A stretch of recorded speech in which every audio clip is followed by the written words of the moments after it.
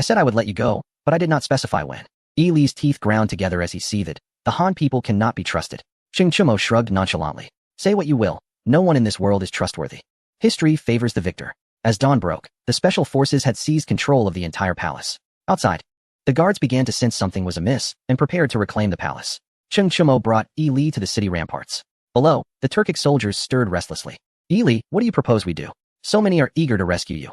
I am quite fearful, he taunted. Let us drag Yi Li out to be executed. Once he is dead, those people should be able to flee. The special forces seized Yi Li by the hair, stretching his neck. Yi Li, terrified, pleaded. I can make them retreat. Do not kill me. The special forces hesitated, glancing at Cheng Chimo, who shook his head. Yi Li felt a chill run down his spine. You are quite reasonable, Cheng Chimo remarked. Yi Li cursed Cheng Chimo's ancestors in his heart, wondering why he shook his head. He stood and roared, everyone, fall back. The Turkic soldiers retreated slowly. Do not retreat. Another Turkic leader stepped forward, glaring at Yi Li. You are a coward. Yi Li shot back defiantly. In matters of life and death, one must perform well, uncertain of what Cheng Chimo might do. Yi Li had seen through Cheng Chimo. He was nothing but a fool. As they argued, the Turkic soldiers found themselves in a quandary. Xiao Mingyang, supported by Xia Zhu, ascended the ramparts, adorned in a resplendent red phoenix robe.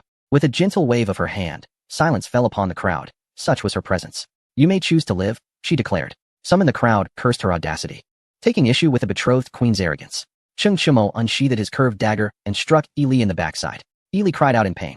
Whoever utters another word shall meet their end. Cheng Chimo warned, stepping on Yi Li's back. At this moment, it was crucial to align with Xiao Mingyang. The Turkic soldiers were enraged. Cheng Chimo smirked. When they attacked the Tang, their eyes were similarly filled with rage. The tides of fortune have turned.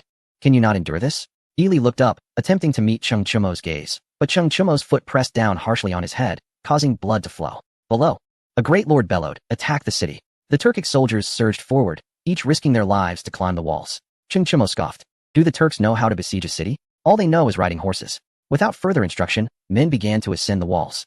8,000 slaves had entered the royal city the previous night, leading to a brutal siege. The satisfaction of defending the city was palpable. It offered a significant advantage. Who would dare to attack without tenfold the numbers? Only the Turks would. As the Turkic soldiers fell like dumplings, Cheng Chimo grasped Yi Li's hair. Look, did you genuinely believe you could breach Chang'an? Exhaust yourself as you might, it remains unattainable. Observe closely. The eyes of Yi Li were bloodshot, yet fear no longer gripped him. He fell silent. Cheng Chimo gestured, and a throng of princes was thrust onto the city walls. When you plundered the commoners of the Tang dynasty, did you ever contemplate that this day would come? Cheng Chimo's voice was icy. Push them down. At his command, the special forces drew their curved blades, striking and kicking. The siege ceased. The Turkic soldiers attempted to catch the falling princes, but it was futile. They had already been slain. The Turkic soldiers felt powerless. Some had tears streaming down their faces while others bowed their heads in silence. The heroes of the grasslands are endless. Yi Li let out a furious roar, rallying the Turkic soldiers. Cheng Chimo shook his head and waved again. Another wave of special forces surged forward. Kill. They slaughtered in 10 successive waves. Cheng Chimo turned to Yi Li. Will you utter another word? Who told you that you were heroes? Cheng Chimo thundered. With that, the special forces executed another line, kicking bodies down from the city walls. Cheng Chimo stood resolute. The siege was met with defiance. The Turkic kings roared in unison, save for one whose expression was complex. He had spotted his adopted daughter. The siege endured for a full day and night. The slaves resembled machines of war, growing ever more exhilarated with each kill. The corpses piled high beneath the walls, nearly level with them. This was the infamous tactic of using bodies as a means to an end. Cheng Chimo unsheathed his curved blade. At that moment, he needed to exude vigor. Kill. Cheng Chimo charged over the bodies of the Turkic soldiers towards their ranks. The slaves, howling, followed closely behind. Fearful of falling behind their master, Yi Li stared in disbelief, his heart trembling. Whose subordinate is this? Xiao Mei approached him. This is the son of Cheng Yaojin. With a swift thrust, Xiao Mei plunged a dagger into Yi Li's chest, a look of relief on her face. With a twist, she withdrew the dagger. Her phoenix robe stained with blood. Yang Guang, I am truly sorry, she declared, preparing to take her own life. Xia Zhu intervened, knocking the dagger away. You cannot die. You have endured all these years, why end it now? Xiao Mei forced a bittersweet smile, reflecting on her fall from grace. How could she return to Chang'an with any dignity? Those who had bullied the Tang dynasty included the Western Turks. Do you not wish to witness their fate? You have a daughter, and a grandson as well. Xia Zhu continued. Xiao Mei remained silent, her hands resting on her abdomen as she observed Cheng Chimo's fierce battle. It must be said, Cheng Chimo was indeed formidable. His reckless vigor terrified the Turkic soldiers into retreat. The slaves grew even more ferocious, disregarding their injuries. Some Turkic soldiers fled in terror. A chain reaction ensued. Once one fled, countless others followed. The prolonged siege had long since sapped their morale. Cheng Chimo would not let such an opportunity slip away. He pursued and struck. Xiazhu added. Chapter 55, The Gluttonous Feast. Cheng Chumo stumbled, his strength waning. Retreat, he bellowed. The slaves followed him back to the royal city. They had lost 1,500 men. The special forces poured oil down the city wall. A great blaze ignited. Outside the city, the siege continued. Li Jing stated calmly. Attacks commenced from all sides. The siege proceeded with unexpected ease, leaving the generals puzzled as they looked to Li Jing. He smiled, exuding confidence. Cheng Chumo was a valiant general. The commanders were bewildered. Li Jing offered no explanation. They needed to understand that he was the commander. Cheng Chumo had effectively extinguished the Turkic morale. It was that simple. Enter the city. Li Jing rode into the city. The Turkic soldiers cornered, fighting to the death. Upon entering the royal palace, he gazed in shock at the heaps of bodies below. Upon meeting Cheng Chumo, he said, "Salutations." Uncle Li. Cheng Chumo knelt on one knee, awaiting Li Jing's words. Li Jing was speechless. This was a moment for rewards. Your merits will be duly reported. Cheng Chumo finally rose with a grin. Your contributions are the most significant. Li Jing cast a glance at Cheng Chumo, amused. The one to vanquish the Turks could only be Li Shimin, who strategized from afar. Anyone who dared claim credit would be courting death. Issue a command to sack the city and execute the captives, Li Jing declared. The generals were taken aback. Killing captives was a grave taboo. Li Jing had no time for explanations. The magnitude of this achievement necessitated some missteps to balance the scales. Understood. Cheng Chumo wasted no words. Accepting the order to commence the purge, the city was sacked for 3 days. The killings were thorough, leaving the entire grassland in mourning. Spoils of war were distributed. It was customary, but when the spoils reached the palace, Cheng Chumo intervened, presenting Li Jing with Li's blood letter. For the first time, Li Jing's expression darkened. 30,000 troops had labored for naught, all the benefits claimed by Cheng Chumo. He glanced at Xiao Mei, feeling even more helpless. A former empress bore witness. Who claimed Cheng Chumo was a fool. Step forward. Get lost, Li Jing bellowed, finally comprehending why Cheng Yaojin often struck him. This fellow was insufferable. Cheng Chumo wore a smug expression. The feeling of hoarding all the spoils was delightful. The slaves carried treasures out of the city. Cheng Chumo, mounted on his horse, waved to the other generals. Next time, charge faster, ha ha ha. The other generals were nearly exasperated, each gritting their teeth, feeling utterly powerless. Damn it, I can't let this be for naught. We must push north, one general suggested. The others concurred, even without treasures. They needed to acquire cattle and sheep to avoid returning empty-handed.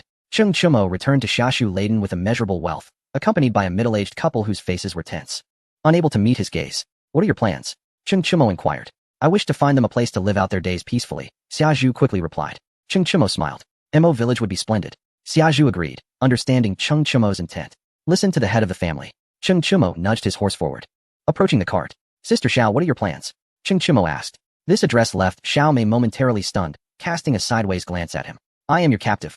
Whatever you say goes. After slaying Li, Xiao Mei's heart was unburdened, no longer the stern figure she once was. Cheng Chumo dared not impose upon her. She would return to Chang'an soon enough, with arrangements made for her. Upon arriving in Xiashu, ha ha ha. Splendid, truly splendid. My lineage is exceptional. Cheng Chumo bowed. Father, I have returned. Cheng Yaojin patted Cheng Chumo's shoulder heartily. This is your uncle Li Xiaogong. Cheng Yaojin introduced Li Xiaogong to his son, beaming with pride. Li Xiaogong wore a sour expression, unable to tolerate Cheng Yaojin's triumphant demeanor. Salutations, Uncle Li, Cheng Chumo bowed. Li Xiaogong nodded with a smile. Well done. The three arrived at the government office. Cheng Chumo felt a surge of excitement. Li Xiaogong possessed a vessel. The Tang dynasty had inherited the formidable fleet of the Sui dynasty, rendering their naval forces unrivaled. Uncle Li, I have harbored a dream since my childhood, to possess my own ship, Cheng Chumo declared, gazing intently at Li Xiaogong. Before he could respond, Cheng Yaojin interjected. Do not be stingy, just grant the lad 100 grand ships to play with. Cheng Chumo nodded in agreement, acknowledging his father's words. Li Xiaogong, with a scowl, could not help but chuckle at the shamelessness of the father-son duo. I have seen audacity, but this is unparalleled. No, Li Xiaogong decisively refused. One cannot simply give away such treasures, especially when everyone knows Cheng Chumo is about to strike it rich in the Turks. To not partake in the spoils would be folly. Cheng Chumo glanced at Cheng Yaojin with a mocking expression, as if to say, it seems your friend is not so accommodating. He won't even part with a few decrepit ships. Cheng Yaojin's face darkened, humiliated by his son's derision. He pointed an accusing finger at Li Xiaogong, unleashing a torrent of invective. You, Li Xiaogong, who was it that carried you back when you were shot in the backside?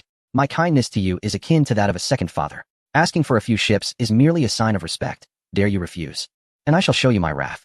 Li Xiaogong, infuriated, slammed his palm on the table. Do not mistake my patience for fear, Cheng Haizi. If you wish to dispute, then let us do so. Who is afraid? Whoever backs down is the coward. Li Xiaogong could not afford to show weakness, especially with the younger generation watching. Cheng Chumo turned to his father, urging, Father, let it be, you may not be able to defeat him. Cheng Yaojin's chest heaved with indignation as he seized Li Xiaogong. You old scoundrel, Today I must make you weep. The two began to grapple, while Cheng Chumo calmly sipped his wine, thoroughly enjoying the spectacle. Suddenly, Cheng Yaojin delivered a heavy blow to the back of his head, causing his forehead to crash against the table. Li Xiaogong retaliated with a swift kick to his rear. Cheng Chumo, dazed, felt a wave of dizziness wash over him. Why have you stopped? Why are you hitting me? He protested, feeling aggrieved. The two exchanged knowing glances, bemused that this little rascal dared to incite conflict among elders. Without further ado, they resumed their assault on Cheng Chumo, who, clutching his head, made a hasty escape from the room. I will choose my ships at the dock. I'll give you 10. Li Xiaogong called out cheerfully from the doorway. Thank you. Uncle Li, Cheng Chumo exclaimed, his face alight with joy. With the Empress's child soon to be born, I have no gift for you. Li Xiaogong continued. Cheng Chumo realized there was no escaping this obligation. I shall offer you 10,000 taels of gold. You can buy whatever you wish. Cheng Chumo grimaced at the thought, while Li Xiaogong burst into laughter. Upon reaching the dock, Cheng Chumo found thousands of warships moored, both large and small. His eyes were immediately drawn to a grand dragon boat, Yang Guang's favorite vessel. Xiao Meinyang gazed at the ship with a complex expression, knowing it was the very ship that heralded the decline of the Sui dynasty.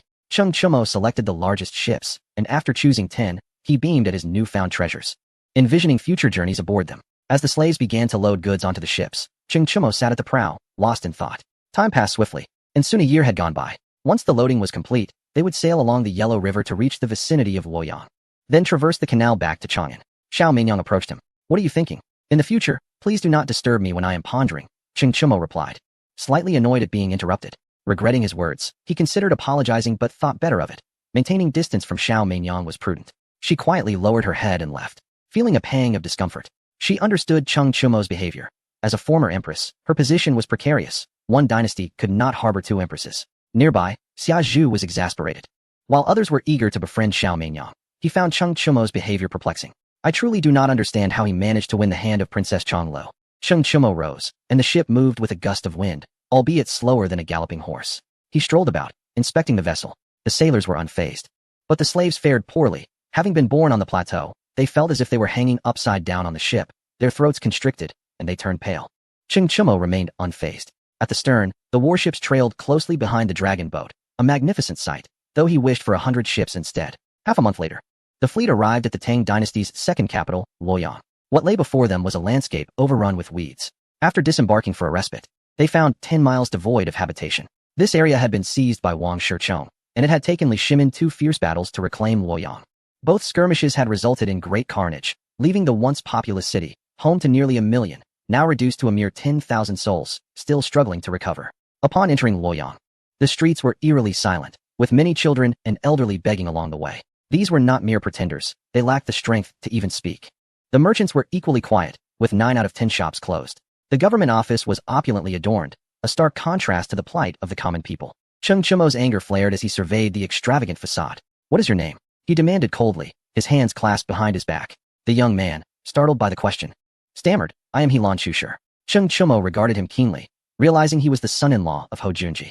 Let me be blunt, your future is bleak, and your father-in-law cannot protect you, he warned, knowing full well he had the power to make it a reality. If he were to report the situation here to Li Shimin, the consequences for Helan Chushi would be dire. Helan Chushi, however, remained unfazed. Believing his position was secure as a favored individual of the crown prince, Li Chengqian, he straightened his posture, asserting, you need not worry about my future, Cheng Gongzi.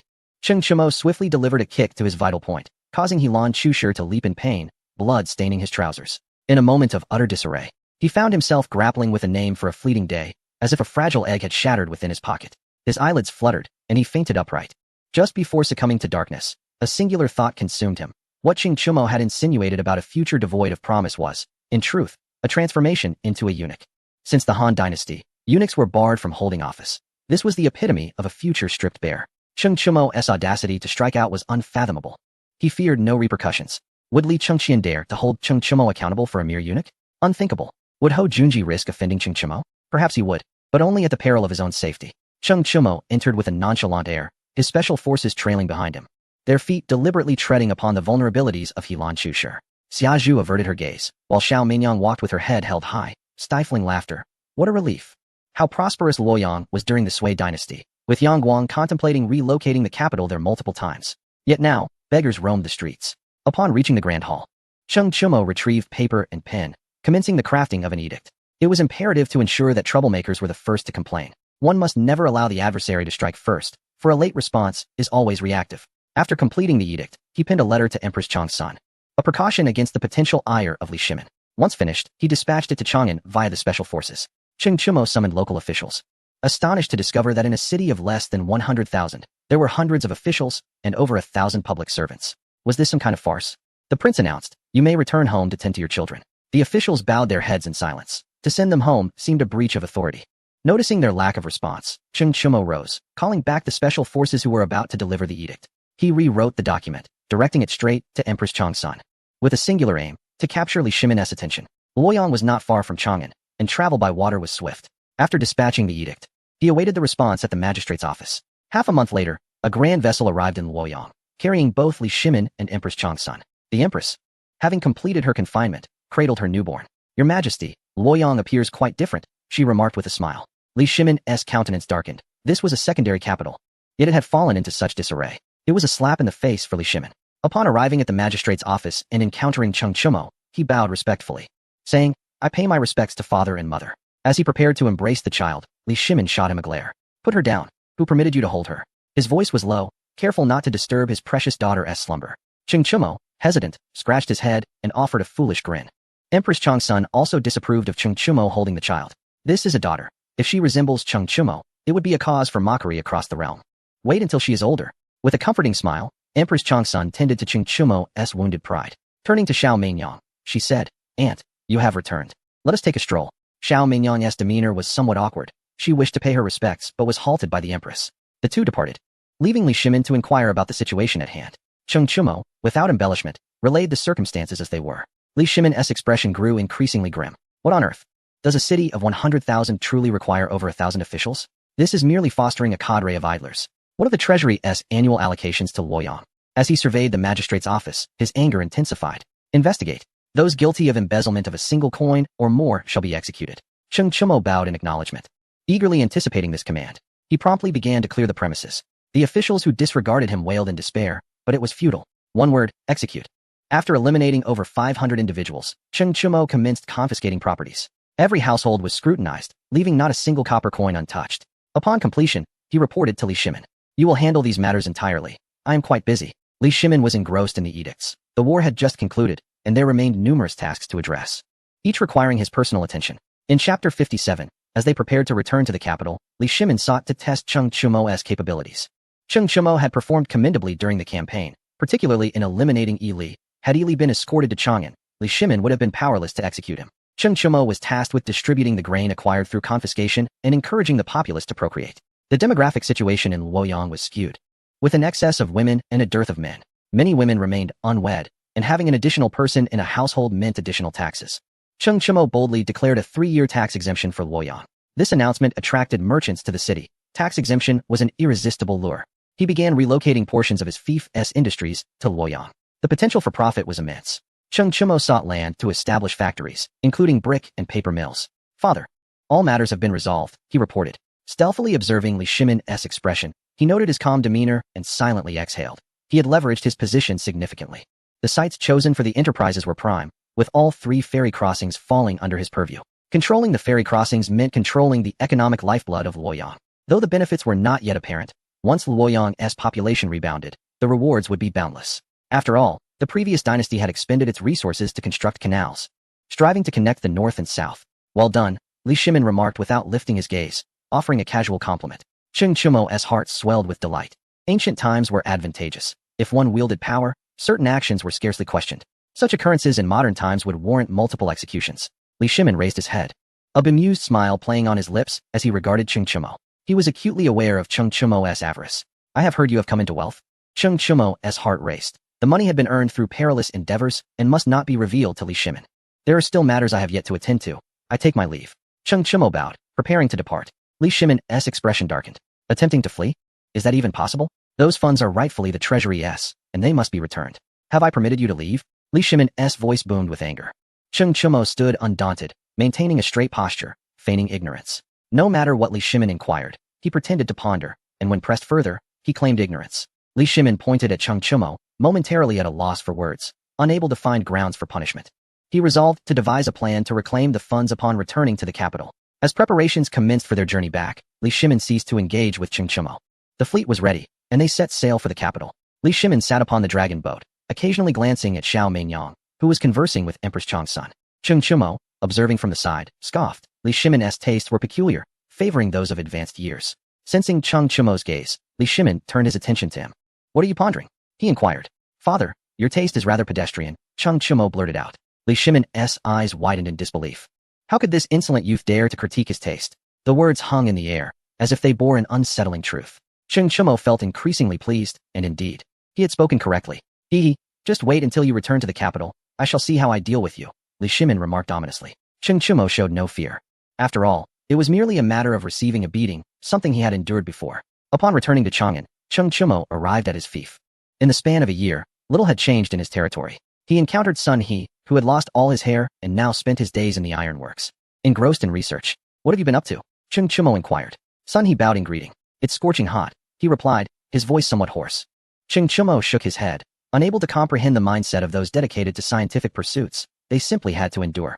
He returned to his room to prepare for a nap when a knock echoed at the door. Princess Danyang entered, her cheeks flushed, clearly missing Cheng Chumo after a year apart. She held a bowl of soup. Chumo, I made you some soup, she said, approaching the bedside to present it to him. Cheng Chumo took a sip and, to be honest, found it rather unpalatable. Princess Danyang gazed at his face, hoping he would declare it delicious. He finished the soup, saying, There's been some improvement, albeit suppressing his conscience. Princess Danyang's heart swelled with joy, her delight evident. She fidgeted, clearly smitten. Cheng Chumo drew her into his embrace. And she nestled closer, wishing to merge into him. I wish to hear about your experiences during this time, she said, her voice trembling, unmistakably revealing her true feelings beyond mere curiosity. Cheng Chumo feigned ignorance and began recounting tales. Princess Danyang's face turned crimson as she playfully pinched his thigh. Ah! Cheng Chumo exclaimed dramatically. Cover up, don't let me see. Time passed, and Cheng Chumo eventually rose. Princess Danyang lay on the bed, her face flushed, sleeping soundly. He left the room, cherishing the rare tranquility, his mind contemplating his next moves. The conflict with the Eastern Turkic was resolved, and the next step would be to wage war against the Tuohan. During the Jingguan era, every battle that could be fought had been fought. Master, representatives from the Liu family of Fanyang have arrived, Xiaozhu reported. Let them in. The Liu family sent an elder, who greeted Cheng Chumo with a bow. It has been a long time, Prince Consort. Cheng Chumo was certain he had never met this man. I do not recognize you. What brings you here? He asked. The elder, undeterred, confidently approached. If the Liu family had not prepared for this encounter, he would not have come. I have long been acquainted with you, Prince Consort, the elder said with a smile. Cheng Chumo shot him a disapproving glance, finding his words distasteful. State your business. The elder explicitly laid out his purpose, to invite Cheng Chumo to establish a factory in Fanyang, covering all expenses and allowing him to reap the profits. Cheng Chumo understood the underlying motives. The Tang dynasty was divided into north and south, with the Longxi forces competing against those of the north. Historically, the fiercest battles had been fought between these factions, notably at Xiangji Temple, near present-day Beijing. Very well, Cheng Chumo agreed outright. Why not seize the opportunity for profit? Especially with the Liu family's reputation ensuring no one would dare oppose them? In the Tang dynasty, conducting business was often contingent on local approval. Landowners and gentry could easily thwart any plans. Regardless of one's official rank, a powerful dragon could not overpower a local snake. The elder was taken aback by Cheng Chumo's swift agreement. It was said that he was difficult to deal with, but the rumors were evidently exaggerated. We also wish to establish an ironworks, Cheng Chumo added. The elder rejoiced, noting this unexpected boon, though his expression turned grave at the thought of opposition from other families. He was not concerned about Li Shimin's disapproval, for it would be of no consequence. They would proceed with their plans regardless. Is this really a matter of concern? In the future, do not seek to conduct business with me again. I do not engage with incompetence, Cheng Chumo declared. The elder gritted his teeth and nodded in agreement. Our family can accomplish anything. Cheng Chumo believed this. Let us revisit this in a few months. I must travel to Tuohan during this time. The elder was taken aback. What business do you have in Tuohan? He asked. You may not be aware, but Tuohan has already been vanquished by Li Jing, he continued. Cheng Chumo paused, taken aback and at a loss for words. Li Jing. Oh Li Jing, no wonder you chose to resign and return home. Your prowess is unparalleled, leaving others with no room to thrive. In just a year, 2 nations have fallen. Is this the might of the Tang army? Chapter 58. The remarriage of Princess Danyang and Shui Wanshe the elder departed, and Cheng Chumo returned to his chamber, only to find that Princess Danyang had already left. During the morning court, there was much rejoicing. The annihilation of 2 nations within a year was unprecedented. Li Jing was present in the court, bowing to the other military leaders and not once mentioning his own contributions. Minister Li, your achievements are substantial, Li Shimin remarked, to which the civil officials concurred. Li Jing felt a bitter pang in his heart. The ministers were eager to see him fall. The military officials began to accuse Li Jing. the most significant charge being the execution of prisoners. Li Shimin, opposing the tide of dissent, rewarded Li Jing. With no choice, he bowed in gratitude. I wish to remarry Princess Danyang, Xue Wanqi stated, bending at the waist. Li Shimin frowned. What is this about Xue Wanqi? Is the princess someone you can simply marry at will? Xue Wanqi had made notable contributions in the campaign against Tiyuan, and Li Shimin struggled to suppress his anger. This matter requires discussion with Princess Danyang. I believe that Xue Wanqi's achievements warrant a remarriage. It is reasonable, Zhang Liang interjected. I oppose this, said Changsun Wuji, well aware of Li Shimin's thoughts. Indeed, Li Shimin's expression softened. The officials were divided into two factions, some in agreement, while others opposed. Li Shimin's countenance grew increasingly grim. Why not facilitate harmony rather than division, Your Majesty? Suggested Kang Yingda, the Vice Minister of Rights. With his words, the wind began to shift in favor of Xue Wanqi. Li Shimin, resigned, conceded. Very well. Court dismissed. He rose to leave, and Cheng Chumo remained silent throughout. He went to the temple, hoping to see Princess Danyang, but she was nowhere to be found. Cheng Chumo understood. No wonder she had been so clingy the day before. Did she fear I would face difficulties? He mused. Upon returning to his fief, he found it surrounded by Li Jing's troops. Li Shimin had taken these precautions out of concern for Cheng Chumo's unpredictable nature. Xia Zhu entered, carrying a box. Cheng Chumo eyed it. It contained Princess Danyang's most cherished belongings, her entire fortune. Opening it, he discovered several land deeds and a gold hairpin. Nothing more. He picked up the hairpin, reflecting that while circumstances might be beyond his control, he, Cheng Chumo, would not fail her. Chang'an was abuzz with excitement as Xue Wanqi and Princess Danyang rekindled their romance. Preparing for their wedding that day, a red-draped carriage rolled through the streets, accompanied by the clamor of gongs and drums. Dressed in a resplendent red robe, Xue Wanqi bowed to the onlookers, while a retinue scattered coins along the way. Cheng Chumo appeared at the front of the procession. With his hands behind his back and a curved blade at his waist, Xue Wanqi's countenance darkened. He barked angrily. Today is a day of great joy for me. Those who are wise should leave. Enraged, Xue Wanqi dared not confront Cheng Chumo, who had disrupted his plans for reconciliation, pushing him to his limits. Cheng Chumo, however, paid him no heed and directed his gaze towards the carriage. Do you consent? He inquired. The curtain of the carriage fluttered slightly, just a mere movement. Do you consent? Cheng Chumo's voice rose several notches. Silence enveloped the scene. Cheng Chumo advanced towards the carriage, and Xue Wanqi, unable to suppress his fury, positioned himself defiantly in front of Cheng Chumo. Without hesitation, Cheng Chumo struck. A fierce scuffle ensued, both combatants exchanging brutal blows, each intent on delivering lethal force. Xue Wanqi seized a weapon from a soldier, while Cheng Chumo met his aggression with equal fervor, brandishing his curved blade. After several exchanges, Xue Wanqi faltered and was sent sprawling to the ground by a powerful kick from Cheng Chumo. As Cheng Chumo prepared to strike him down, a stoic Princess Danyang emerged from the carriage, regarding Cheng Chumo with a calm demeanor. Why do you disturb my wedding? Leave at once, or I shall report you to my royal brother. With that, she turned and re-entered the carriage. Cheng Chumo stood there, momentarily frozen, knowing her words were insincere. Yet his heart ached nonetheless. A contingent of armored cavalry surged forward, restraining Cheng Chumo. With reddened eyes, he watched the carriage depart. Haha, Xue Wanqi laughed triumphantly, mounting his horse and casting a taunting glance at Cheng Chumo. As the procession moved away, Cheng Chumo clenched his fists tightly, the sound of his knuckles cracking echoing in the air. The armored cavalry escorted Cheng Chumo out of the city, barring his re-entry. He gazed at the city gates, murmuring, You may toy with me, you may strike me, but you shall not trifle with my emotions. This is your doing. On the canal, 10 grand ships glided slowly, docking as slaves disembarked. Sun He had long awaited their arrival, ready to distribute new weaponry, tang swords, shields, and large crossbows, along with over 20 carts laden with the legendary volley of arrows. From a vantage point, Xia Zhu observed the slaves and declared, Our master has been humiliated. Just 4 words ignited the slaves' eyes with fury as they raised their tang swords and roared, Kill. Their pronunciation was imperfect, yet discernible. The slaves, unaccustomed to riding, marched towards the city gate where Cheng Chumo stood, positioning themselves 100 meters behind him. Open the gates. Cheng Chumo unsheathed his curved blade, and the slaves fixated on it. The blade pointed the way for their charge, and even if it led to a wall, they would not turn back. The commanding officer of the city was taken aback. In the Zhengzheng Hall, Li Shimin and Cheng Yaojin were partaking in wine. Your Majesty, I assure you, my brother will attack the city, Cheng Yaojin proclaimed with pride. Li Shimin sipped his drink. Do not think I am incapable of executing him. Cheng Yaojin remained unfazed. My family's lives belong to brotherly. Take them if you wish. I have nothing to say. Li Shimin was moved. This was Cheng Yaojin's essence. He was confident that even if he ordered Cheng Yaojin to kill Cheng Chumo, he would comply. Alas, he sighed, plans do not always unfold as intended. I hope to compel Xue Wanqi to rebel, yet it seems Cheng Chumo cannot endure. You old fool, think of a solution. I cannot tolerate Xue Wanqi's arrogance any longer. Cheng Yaojin urged, glancing at Li Shimin. If Li Shimin commanded, he would eliminate Xue Wanqi, resolving the issue altogether. This thought sparked a realization in Li Shimin. Indeed, if Shui Wanche were dead, all would be resolved. The paramount concern was to prevent Cheng Chumo's next move. With suspicions of rebellion already looming, an assault on the city would solidify it. Even Li Shimin's efforts to protect would be futile. I cannot intervene. He listens most to the Empress, Cheng Yaojin said. Li Shimin smacked his thigh in realization. I must seek the Guanyin maid. The palace maids informed Li Shimin that the Empress had already left the palace. At the city gates, Empress Changsun grasped Cheng Chumo's ear. You have vexed me to my limits. Mother, Cheng Chumo replied, his eyes reddened. The weight of that term encompassed the grievances only he understood. His story with Princess Danyang was scripted by Li Shimin. And then what? Marrying another? Was this not compelling Cheng Chumo to eliminate Shui Wanche? Have these artisans depart, Empress Changsun commanded. She declared those slaves to be artisans, and thus they were. Xia Zhu complied and led the artisans away. Empress Changsun escorted Cheng Chumo back to the palace. Upon encountering Li Shimin, she said, Erlang, Chumo wishes to assist this empress in repairing the Zhengzheng Hall, but this empress disagrees. Let us postpone repairs for a few days. Li Shimin was left speechless. The excuse was already crafted. The Guanyin maid was clever. He turned to Cheng Chumo. Do you acknowledge your error? Cheng Chumo hung his head in silence.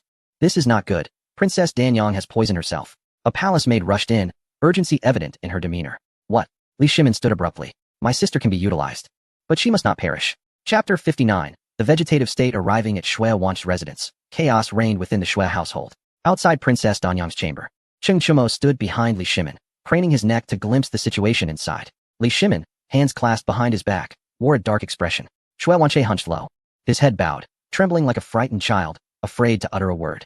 Are you a fool? You let Princess Danyang drink poison? Li Shimin's anger flared. I warn you, if anything happens to my sister, you shall pay with your life. His ire was directed at Shui Wanche, who had stirred trouble, having divorced. He sought to remarry based on military merit, resulting in his sister's suicide attempt. The imperial physician emerged from the chamber, shaking his head. Cheng Chumo's heart sank. He directed a kick at Shui Wanche's chest. I will end you. Shui Wanche dared not retaliate, falling to the ground under Cheng Chumo's relentless assault. Princess Danyang may never awaken, the physician lamented. Then why do you shake your head? Cheng Chumo cursed vehemently, relieved that she had not died. Li Shimin's lips twitched in frustration. He too felt the urge to scold. The imperial physician hastily moved behind Li Shimin, fearing the repercussions of Cheng Chumo's wrath. After venting, Cheng Chumo entered the room, finding Princess Danyang pale and lifeless. Li Shimin shared his distress. The situation was dire. If Princess Danyang remained in this state, she would be like a living corpse. What would become of her? Where could she be placed? With her in such a condition, she could not remain here. Exiting the room, he turned to Shui Wanche. I demand an explanation. Think it over and inform me. At that moment, Shui Wanche was devoid of any solutions. Cheng Chumo cradled Princess Danyang as he left the chamber. Shui Wanche's eyes reddened, and he bowed deeply. I am willing to care for Princess Danyang. Cheng Chumo, cradling her, felt a surge of anger. Shui Wanche's statement was laden with implications, as he believed he had been betrayed. According to custom, with Princess Danyang, he could not remarry or take a concubine unless expressly permitted by Li Shimin. The weight of Shui Wanche's presence clearly did not receive the special approval of Li Shimin. Would he be foolish enough to accompany a living corpse into a lonely old age? Certainly not. Li Shimin furrowed his brows. Had they just exchanged vows? He asked coldly. And no, Shui Wanche stammered in response. Then what are you fussing about? Return to the palace, Li Shimin said without offering an ounce of sympathy, striding away. Cheng Chumo followed closely, cradling Princess Danyang, his footsteps heavy. Upon exiting the Shui residence, Cheng Chumo placed Princess Danyang into the carriage, where Li Shimin also sat. Do you comprehend the consequences of your actions? Li Shimin inquired with a serious expression. He hoped for Cheng Chumo's resolve, confident in his ability to discern character. Cheng Chumo was a man of deep loyalty and affection. Yet, he also harbored reservations. For Cheng Chumo's actions could tarnish both his own reputation and that of the royal family. I am willing to pay any price, Cheng Chumo declared resolutely. Li Shimin nodded, choosing not to elaborate. Given the current state of Danyang, certain matters could not be trifled with. A sovereign must not be petty. Upon returning to the palace, Cheng Chumo brought Princess Danyang back to his fief. He laid her gently upon the bed and gazed at her. Why must it be this way? Why couldn't you wait for me? I would have reclaimed you, he murmured, his voice hoarse and strained, as if a stone lodged in his chest. Sitting on the floor, he stared at Princess Danyang. Shui Wanche must die. I, Cheng Chumo, declare. Master, may I have a word? Xia Zhu called from outside. Cheng Chumo covered Danyang with a blanket and exited. What is it? The Empress has stated that the servants are craftsmen. Should we pretend? Xia Zhu suggested. That is her concern, Cheng Chumo replied. Autumn was deepening, winter approaching swiftly. Hand me your writing tools. Cheng Chumo took the paper and brush from Xia Zhu and began to draw. The heated bed was no rarity in modern times. However, in the Tang dynasty, it was an epic-making invention. After finishing, he instructed, take this to Sun He for study. Today, they must learn how to construct a heated bed. For tomorrow we shall enter the city to install one at Shui Wanche's residence. The name Shui Wanche was spoken through clenched teeth. He must perish. Even if it costs my life, it is worth it. Xiazhu nodded in agreement. The following day, during the morning court, ministers were accusing Cheng Chimo. They spoke of his threats to the city gate commander with weapons, claiming it was an act of rebellion. Gentlemen, please remain calm. Cheng Chimo would not rebel. He merely wishes to renovate the Empress's government hall. It is a misunderstanding, Li Shimin interjected, his expression unchanged. Internally, he praised the cleverness of his aide, who had handled the matter adeptly. The ministers remained unconvinced, asserting it was indeed rebellion, for who else would lead over 5,000 men to build a heated bed? Report. A guard entered the hall, kneeling on one knee. Speak, Li Shimin commanded. Prince Cheng is leading 5,000 craftsmen to assist the common folk in constructing a device called a heated bed, the guard informed before exiting. Li Shimin smiled, acknowledging that Cheng Chimo indeed had formidable backing, as their actions were perfectly coordinated. Gentlemen, accompany me to witness this, he proclaimed. The ministers followed Li Shimin to a household, where the family was gathered around the heated bed, basking in its warmth as the children inhaled and exhaled the heat. Li Shimin examined the heated bed, feeling its warmth. Excellent, excellent, he exclaimed thrice, having grasped its utility. Laying upon it with animal skins would surely provide warmth. The ministers nodded in silent approval, recognizing its merit. After visiting several homes, all similar in their praises, Li Shimin returned to the palace in high spirits, and the ministers ceased their accusations against Cheng Chimo, left speechless. Could they truly all just be craftsmen? Cheng Chimo arrived at Shui Wanch's estate, boldly making his way inside. The 5,000 craftsmen surrounded Shui Wanch's residence. Shui Wanche, come out. Do not think you can hide from me. Today, either you die, or I do. Cheng Chimo shouted vehemently. He cursed for an extended period. Yet Shui Wanche remained hidden, with only a steward, head bowed, listening to Cheng Chimo's tirade. This steward served as Cheng Chimo's informant, and he would not impede him. As Cheng Chimo departed, the steward discreetly handed him a note. Once outside the Shui residence, Cheng Chimo unfolded the note. He intends to flee. Cheng Chimo smirked coldly. You wish to escape? Where do you think you can run? Block him. That night, as Shui Wanche and his retainers attempted to leave the city, they were surrounded by the armored cavalry. His Majesty has decreed, no one is permitted to leave Chang'an during curfew, Wei Qi Jingde announced. Shui Wanche comprehended the gravity of the situation. Li Shimin intended to kill him. Does His Majesty still harbor disdain for us, the former palace officials? Shui Wanche lamented bitterly. Wei Qi Jingde drew his sword. Retreat, or face the consequences. Shui Wanche found no path to retreat. Realizing that he was destined to die, he resolved to charge out and seek allies among the former crown prince's supporters. Wei Qi Jingde, we are both warriors. Why force this upon each other? Grant me a chance to live, Shui Wanche pleaded. Chapter 60. Hangzhou Wei Qi Jingde was at a loss for words. Suddenly, a dart soared toward Wei Qi Jingde. With a swift motion, a tang saber intercepted the dart. I will kill him myself, Cheng Chimo declared, approaching with the saber drawn, his gaze fixed on Shui Wanche. Prepare to meet your end. Cheng Chimo charged at Shui Wanche, who brandished his spear in response, seeking vengeance for both old and new grievances. As they neared, Cheng Chimo bent low, evading the spear's thrust. Shui Wanche's spear scraped the ground as he lunged. Cheng Chimo rolled, the tang saber sweeping across the horse's legs. The horse and Shui Wanche toppled to the ground, yet Shui Wanche quickly regained his footing, thrusting his spear toward Cheng Chimo's chest. Cheng Chimo sidestepped, swinging the tang saber. Shui Wanche shifted his position, narrowly avoiding the strike. Their forms brushed past one another, and before Cheng Chimo could turn for another attack, Shui Wanche trapped him with the spear. Cheng Chimo's face flushed crimson as Shui Wanche revealed a cruel smile, confident in his deadly technique. Cheng Chimo struggled to break free, letting out a furious roar. May heaven and earth share the same fate. In a desperate gambit, Cheng Chimo plunged the tang saber into his own abdomen, taking Shui Wanche with him in a mutual demise, a testament to their ferocity. Shui Wanche faltered, relinquishing his hold on Cheng Chimo and using the spear to block the saber. Cheng Chimo delivered an elbow strike to Shui Wanche's ribs, causing him to stagger back and drop the spear. Cheng Chimo turned, delivering a deadly blow. Shui Wanche froze, blood seeping from his wounds before collapsing. Cheng Chimo knelt, clutching his chest.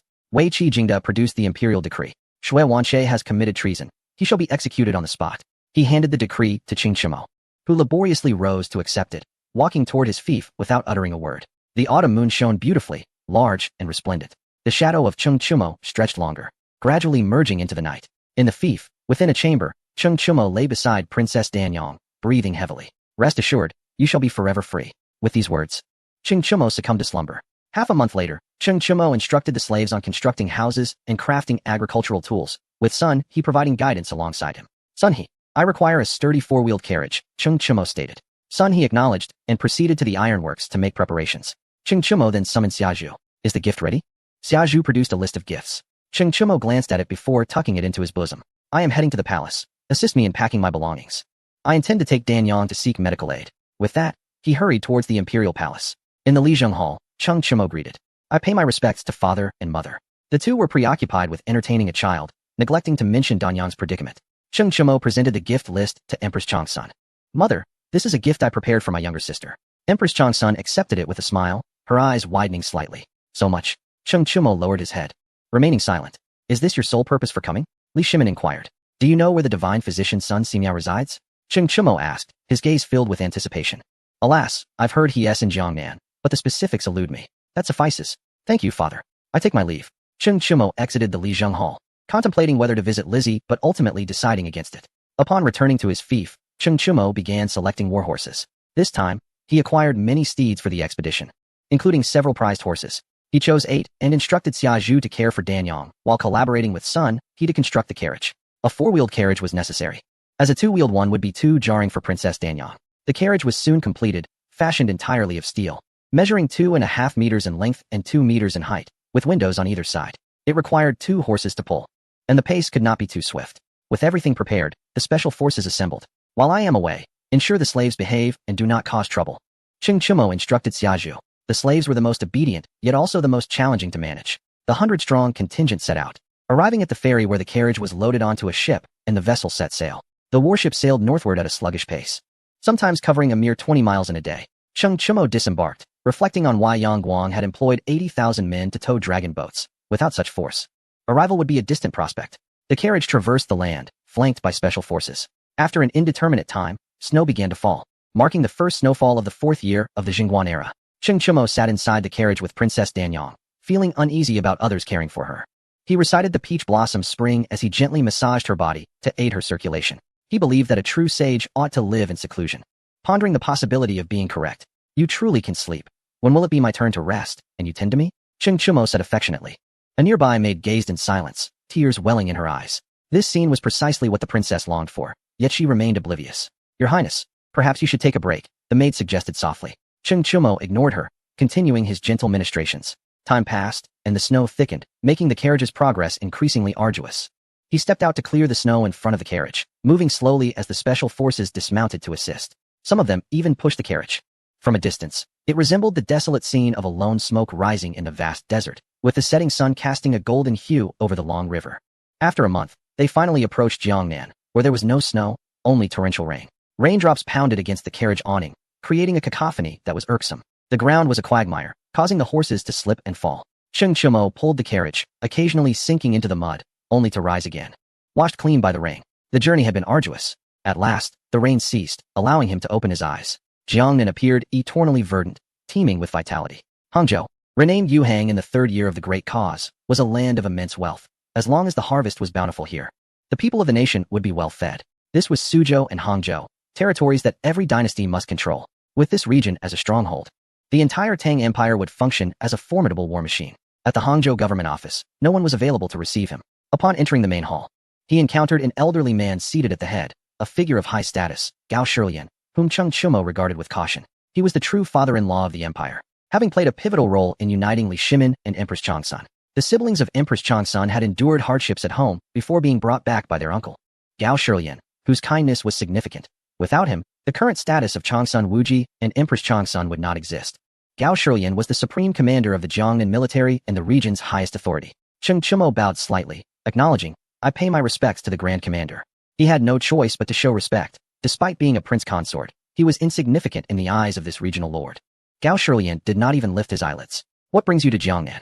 I am granting you leniency out of respect for the emperor. Do not cause trouble here. Gao Shilian said haughtily, testing Cheng Chimo. Empress Changsun had already written to him, and he could not afford to disregard his niece's reputation. He was curious about the man who had captured the heart of the princess. This viscount has matters to attend to in Jiangnan. I will not hold you accountable today.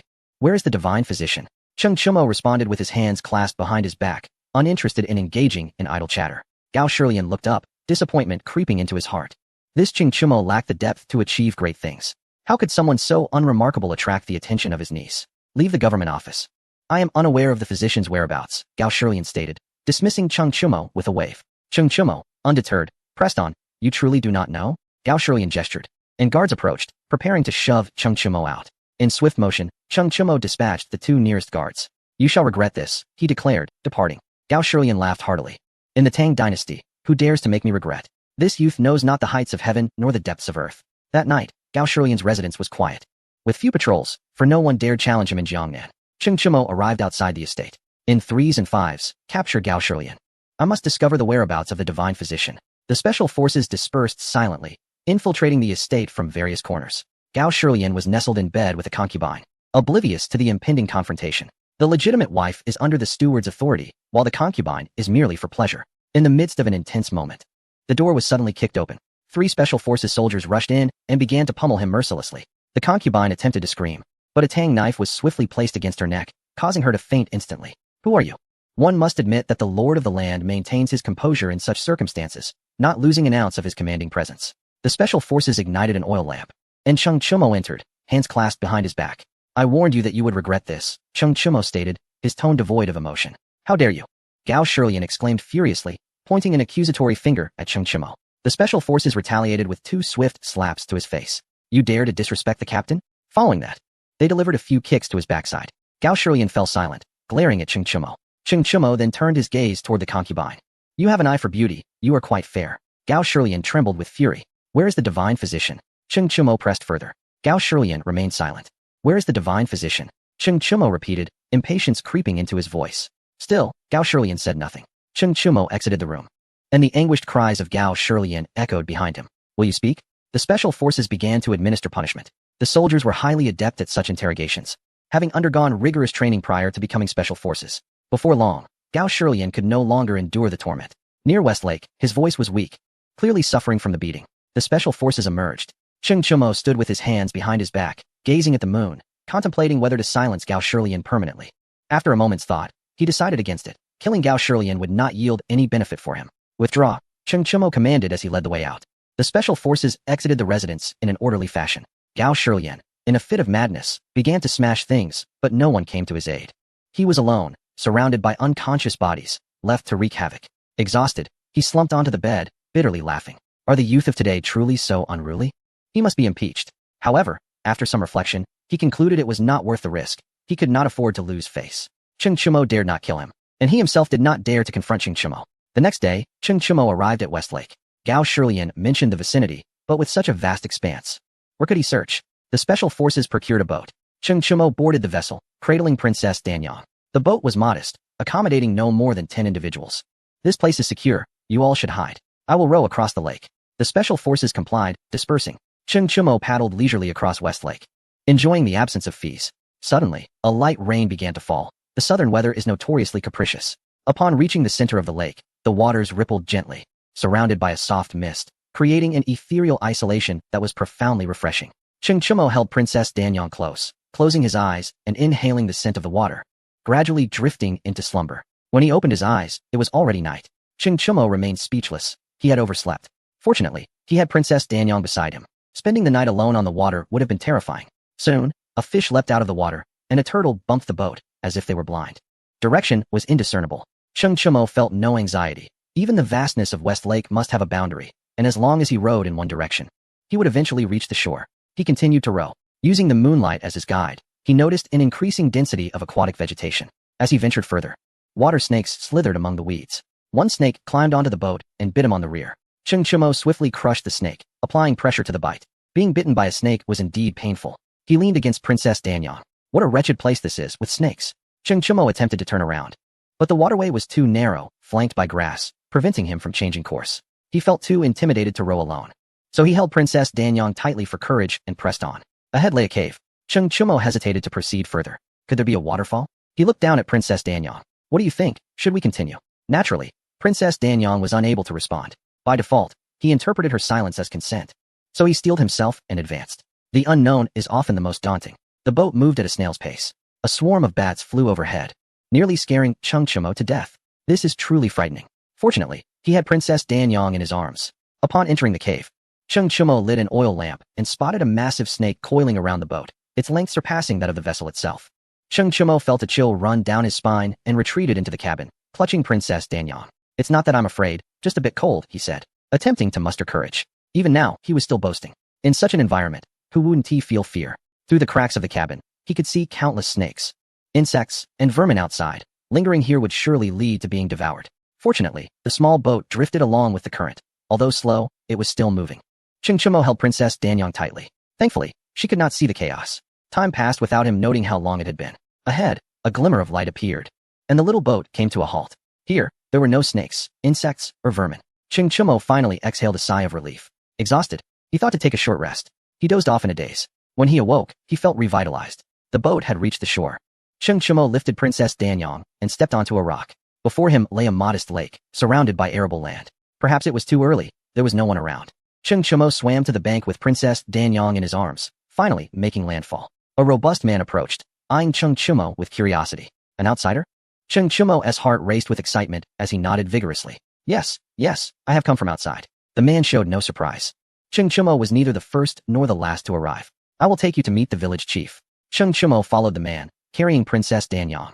As they made their way to see the village chief, along the way, many villagers regarded Ching Chumo with curiosity, offering friendly smiles and nods. He returned their gestures in kind. Upon reaching the village, he saw rows of neatly constructed wooden houses, exuding an ancient elegance. An elderly man was digging a pit. Ching Chumo passed by him, but the old man did not even glance up, muttering to himself, "If you don't give it to me, don't blame me for being rude. Today, I will show you my methods." Chapter 62. The master of the hidden world Ching Chumo was somewhat intrigued by the old man's actions. Momentarily distracted, he stumbled and fell into another pit. Rolling over to ensure Princess Danyang landed on top. Rising to his feet, he looked ahead, his face darkening. There are far too many pits. What infuriated him further was that there was water in the pit as well. Ching Chumo glared at the old man. "You old fellow, stop right there." The old man glanced at Ching Chumo but seemed disinterested, preparing to continue his digging. Then he looked again at Princess Danyang. The heartbreaking herb, she's still alive? Quickly, let me see. Ching Chumo stared at the old man in astonishment. How formidable. With a mere glance, one could discern the poison within. The old man rested his hand on Danyang's wrist, while his other hand absent-mindedly stroked his beard. Suddenly, he paused, noticing several strands of hair had come loose. Something was amiss. The girl harbored too many toxins within her body, necessitating a blood transfusion. The old man turned his gaze to Ching Chumo. "Did you hasten her blood circulation? How dare you attempt such a thing without medical knowledge? I can only say you are a complete fool." Ching Chumo's face flushed. After all, he had seen on television how those in a coma required massage. Another old man approached, only to stumble into a pit. The old man was overjoyed. "Ha ha ha. Old Wang has fallen for it, hasn't he? Hand over the Millennium Ganoderma, or you'll have to face the consequences." This old man was none other than the legendary physician Sun Simiao. The unfortunate soul in the pit was a friend of Sun Simiao, who had lived in seclusion in this area for generations. The only valuable thing here was the Millennium Ganoderma, and who would have imagined it would catch Sun Simiao's eye? Long Gui would never part with the Ganoderma. It was too precious for him to sell. Without money, how would the locals survive? Self-sufficiency was out of the question. "Old fool, you can forget it. You Haven Tea returned the 1,000 taels you stole from me last time, and now you wish to covet my Ganoderma?" Long Gui roared as he climbed out of the pit. Sun Simiao looked on with disdain, covering his nose and taking a step back. Long Gui glanced down at the yellow soil. Old man, I'll fight you to the end. You shall not have it." The two old men engaged in a fierce scuffle, exchanging brutal blows. Ching Chumo wished to intervene and continue treating Danyang, but before he could finish his thought, the two old men turned their fists and feet against him. Unable to retaliate while holding Danyang, Ching Chumo could only stand there, bewildered. After exhausting themselves, the two men straightened their clothes. "What brings you here?" Long Gui asked Ching Chumo. Ching Chumo explained his intentions.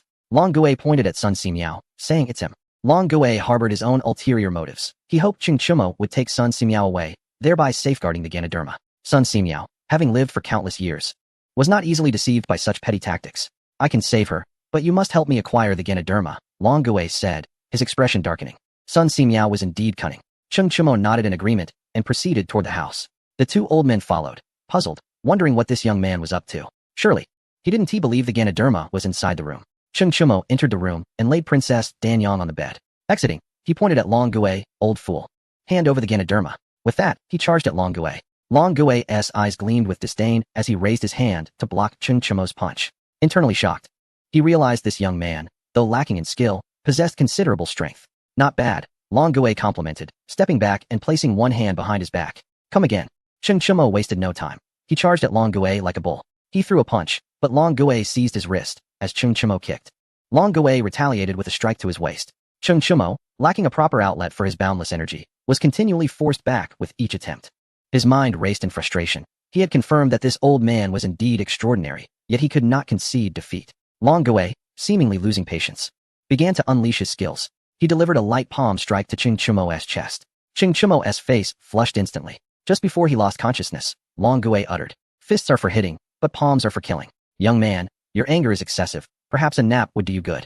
You just love to ramble, Sun Simiao remarked. Long Gui cast a wary glance at Sun Simiao. The two men paid no heed to Cheng Chumo, sharing a moment of silence before sitting down to converse. Old turtle, how much food do you have left? If there's none, you should leave. This is the Tang dynasty. The common folk can eat well, Sun Simiao said. Long Gui sighed, wishing he could lead the villagers out, but they had lived here for generations. How could they face the wickedness of the outside world without protection? Without someone to shield them, how would they survive? I wish to show the villagers the world, but our ancestral teachings dictate we remain here for 1,000 years. Now that a millennium has passed, I still lack the courage to lead everyone out, Long Gui lamented. Sun Simiao nodded in agreement. The true barrier preventing their departure was not the cave, but their own hearts. Come with me. With me, this divine physician to protect you, there will be no issues. Sun Simiao said earnestly. Long Gui scoffed. Sun Simiao is a medical fanatic. Can he truly protect anyone? Given the chance. He would rather seek out herbs than safeguard the villagers. He merely wishes to deceive me and take the Ganoderma. Can that girl be cured? Long Gui shifted the topic. Upon discussing this matter, Sun Simiao's expression grew serious. He shook his head. She requires a blood transfusion, and during the process, ginseng to sustain her life. The ginseng must be over 500 years old, which is hard to find. Both men turned their attention to Cheng Chumo. Do you think he might be wealthy? Long Gui's eyes sparkled. Sun Simiao looked at him with disdain. Long Gui just craves riches. Does he think any passerby could be wealthy? Is that even possible? Who among the rich would venture to this desolate place? This young man clearly appears to be a laborer who stumbled upon a lovely girl. Cheng Chumo gradually regained consciousness. Rubbing his head as he approached Long Gui swept his leg, knocking Cheng Chumo down. Young man, my skills are impressive, aren't they? Would you like to learn? For the right price, I can teach you anything. Long Gui's voice was sincere. It seemed he truly needed money. Money? Then sell me the Ganoderma first. Cheng Chumo's heart leaped. If money was the issue, he could handle that. He might not win in a fight, but he had plenty of money. Long Gui's expression grew wary. Show me the money first. Cheng Chumo, despite being wealthy, could not carry cash at all times. He patted himself down, but found not a single coin.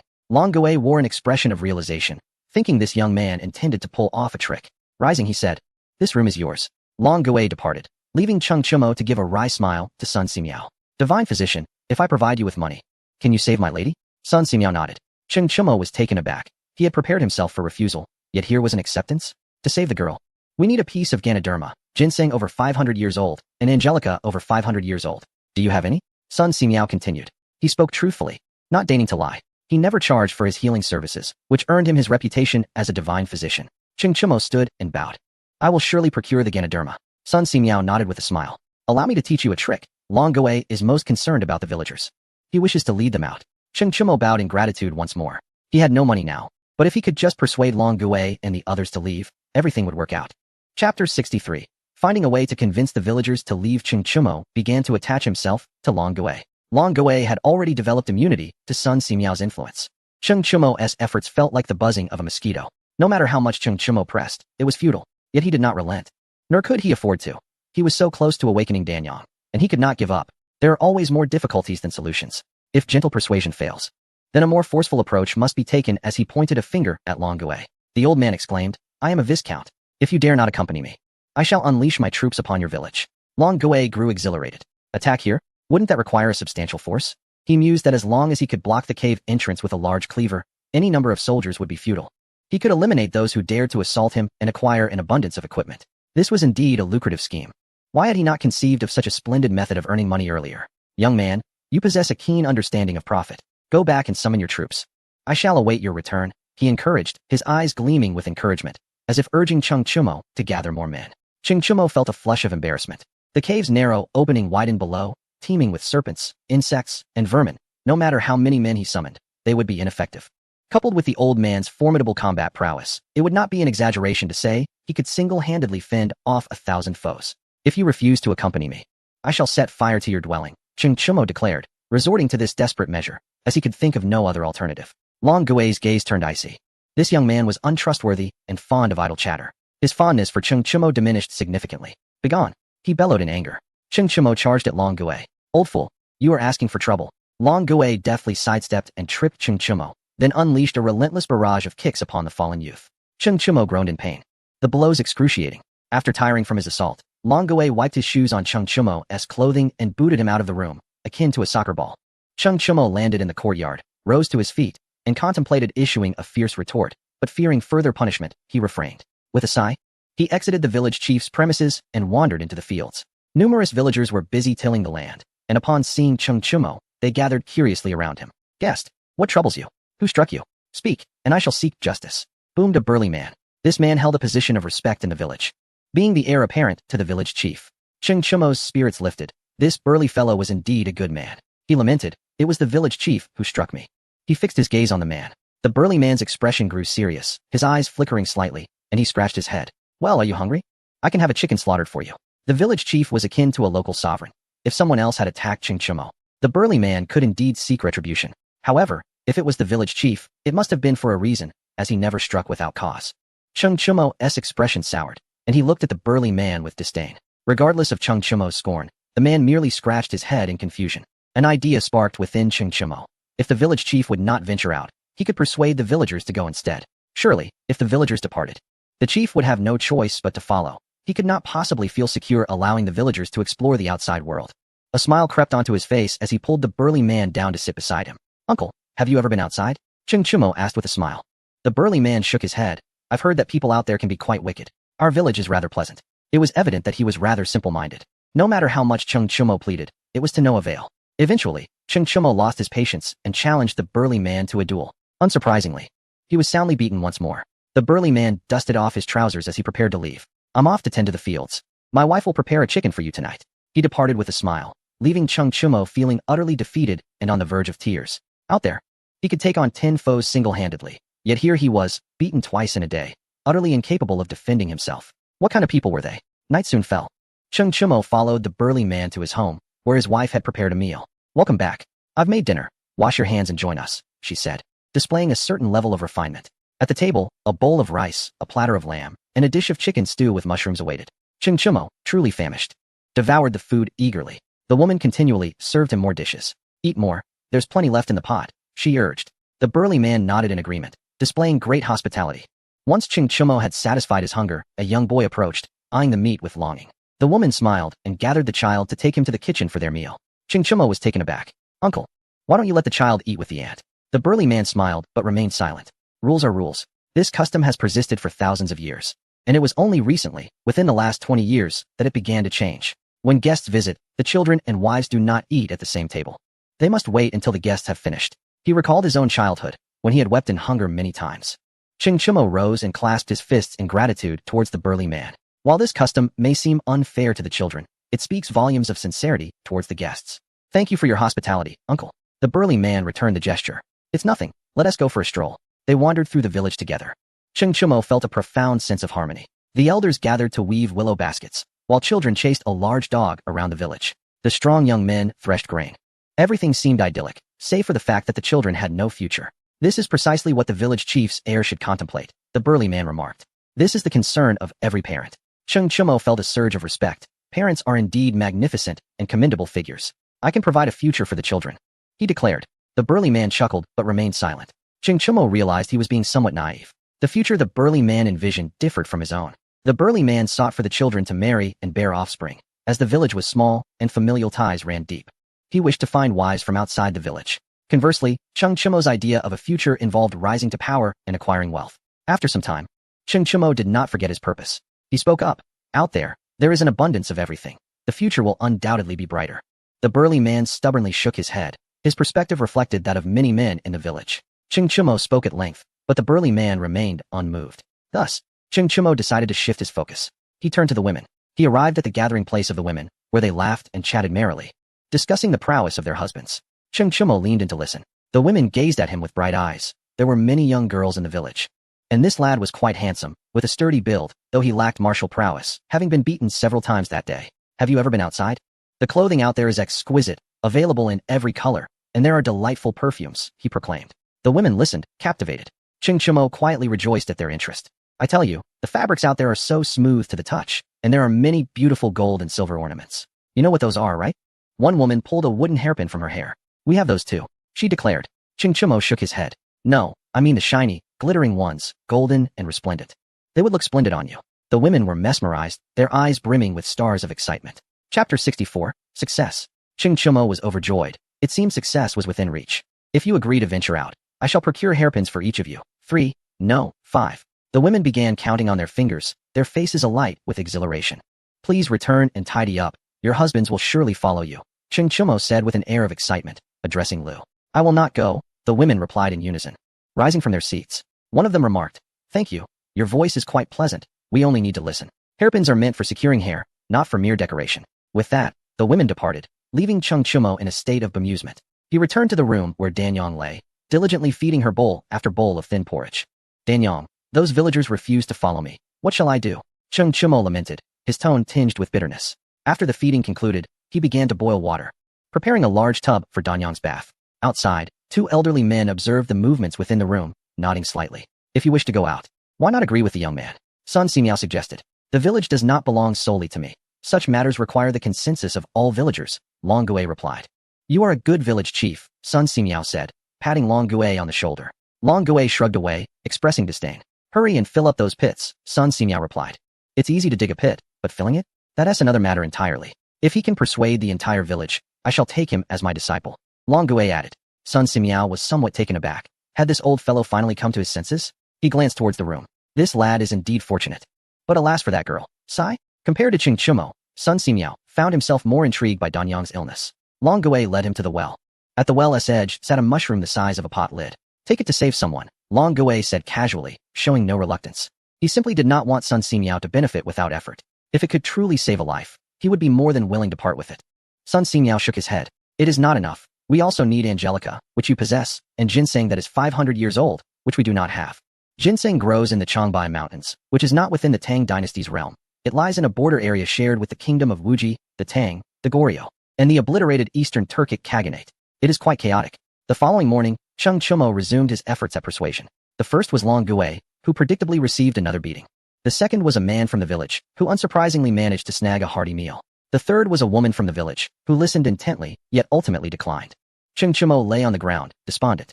Changing a person's mind proved exceedingly difficult. A month passed with Cheng Chumo tirelessly attempting to persuade them, each effort ending in failure. Today he found a burly man. Uncle, there's wine outside. You must have heard of it. The man not only had heard of it, but had also tasted it. He reminisced about the exquisite flavor of Sun Simiao's medicinal wine. After much deliberation, he relented. If my wife goes, then I shall go. Cheng Chumo was elated and sought out the women. There is a highly advanced loom outside, as well as embroidery. Would you like to learn? The women were eager, as needlework was an essential skill for them. If the head of the household goes, then we shall go, they agreed. Cheng Chumo felt a wave of despair wash over him. Was this not a deadlock? He sighed heavily as he approached the village entrance. The children were busy playing in the trees. Upon seeing Cheng Chumo, they all rushed over, their familiarity with him having grown over the month. With bright smiles, they greeted him, requesting stories. Cheng Chumo managed to smile and recounted a tale about sugar figurines, causing the children to drool. Big brother, can you take us to eat sugar figurines? We really want to. Cheng Chumo slapped his thigh, realizing he had forgotten the most crucial detail. What is most important to a family? Children, of course. He almost slapped himself in frustration. Go tell your parents. If they agree, I will take you out for sugar figurines. Come, let me tell you another story about Candied Hawthorn. Fearing the children would not be persuasive enough, he embellished the tale. Some children were already crying from desire, wailing as they ran home, demanding Candied Hawthorn. The villagers, having never heard of such a thing, were thrown into a panic. They collectively approached the village chief. Chief, please think of a way. My child is crying for Candied Hawthorn. What on earth is that? I know. But there is no sugar here, Sun Simiao replied. The villagers looked at the chief expectantly. The burly man said, Chief, let us go out and take a look. If it doesn't work, we can return. What do you say? All the villagers agreed, having been swayed by Cheng Chumo's relentless persuasion for a month. And the children's cries provided them with an escape route. Go back and gather your belongings. Bring all the knife coins with you. We cannot go out without money. Long Gui instructed. The villagers rejoiced and departed. Cheng Chumo entered, exclaiming, Village chief, divine physician, I have succeeded. Now you can treat my wife, right? Cheng Chumo said excitedly. Sun Simiao nodded and took the Angelica and the mushroom to the room where Danyang lay. Cheng Chumo did not follow, instead turning to Long Gui. Long Gui turned to the ancestral hall and retrieved a bronze sword. The sword was exquisite, seemingly unadorned, yet capable of slicing through iron like mud. Kneeling, Long Gui declared, Today, I, Long Gui, take Cheng Chumo as my disciple. Cheng Chumo began to bow, performing 9 prostrations. Long Gui handed the bronze sword to Cheng Chumo, who accepted it with both hands and tested its weight, feeling it could cut through the air effortlessly and wielding it with no resistance. Thank you, master. Cheng Chumo said as he rose. In 3 days, the villagers will set out. You must ensure their safety, as I cannot intervene, Long Gui instructed. Cheng Chumo remained unaware of the reasons behind this restriction. 3 days later, Danyang's condition had improved significantly after 3 days of care. She had gained a bit of weight. Sun Simiao performed acupuncture and bloodletting each day, administering the mushroom. The blood was dark, and due to the absence of ginseng, Sun Simiao was cautious, only allowing a small bowl each time. Cheng Chumo carried Danyang to the exit. The villagers had prepared themselves, crafting mini boats, each laden with various supplies. They cast one last glance at their village before departing, emerging from the cave and navigating upstream until they finally reached West Lake.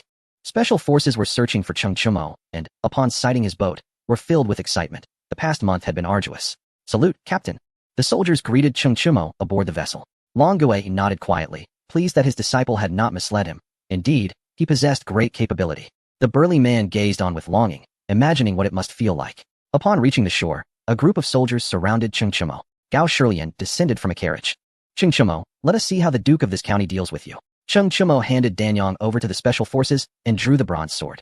Before he could utter a word, the villagers charged at the soldiers. The scene was utterly brutal. The soldiers fell like fledgling chicks before the villagers, unable to withstand even a single strike, particularly the men. With a single kick, the soldier was sent flying 5 meters away, unable to rise.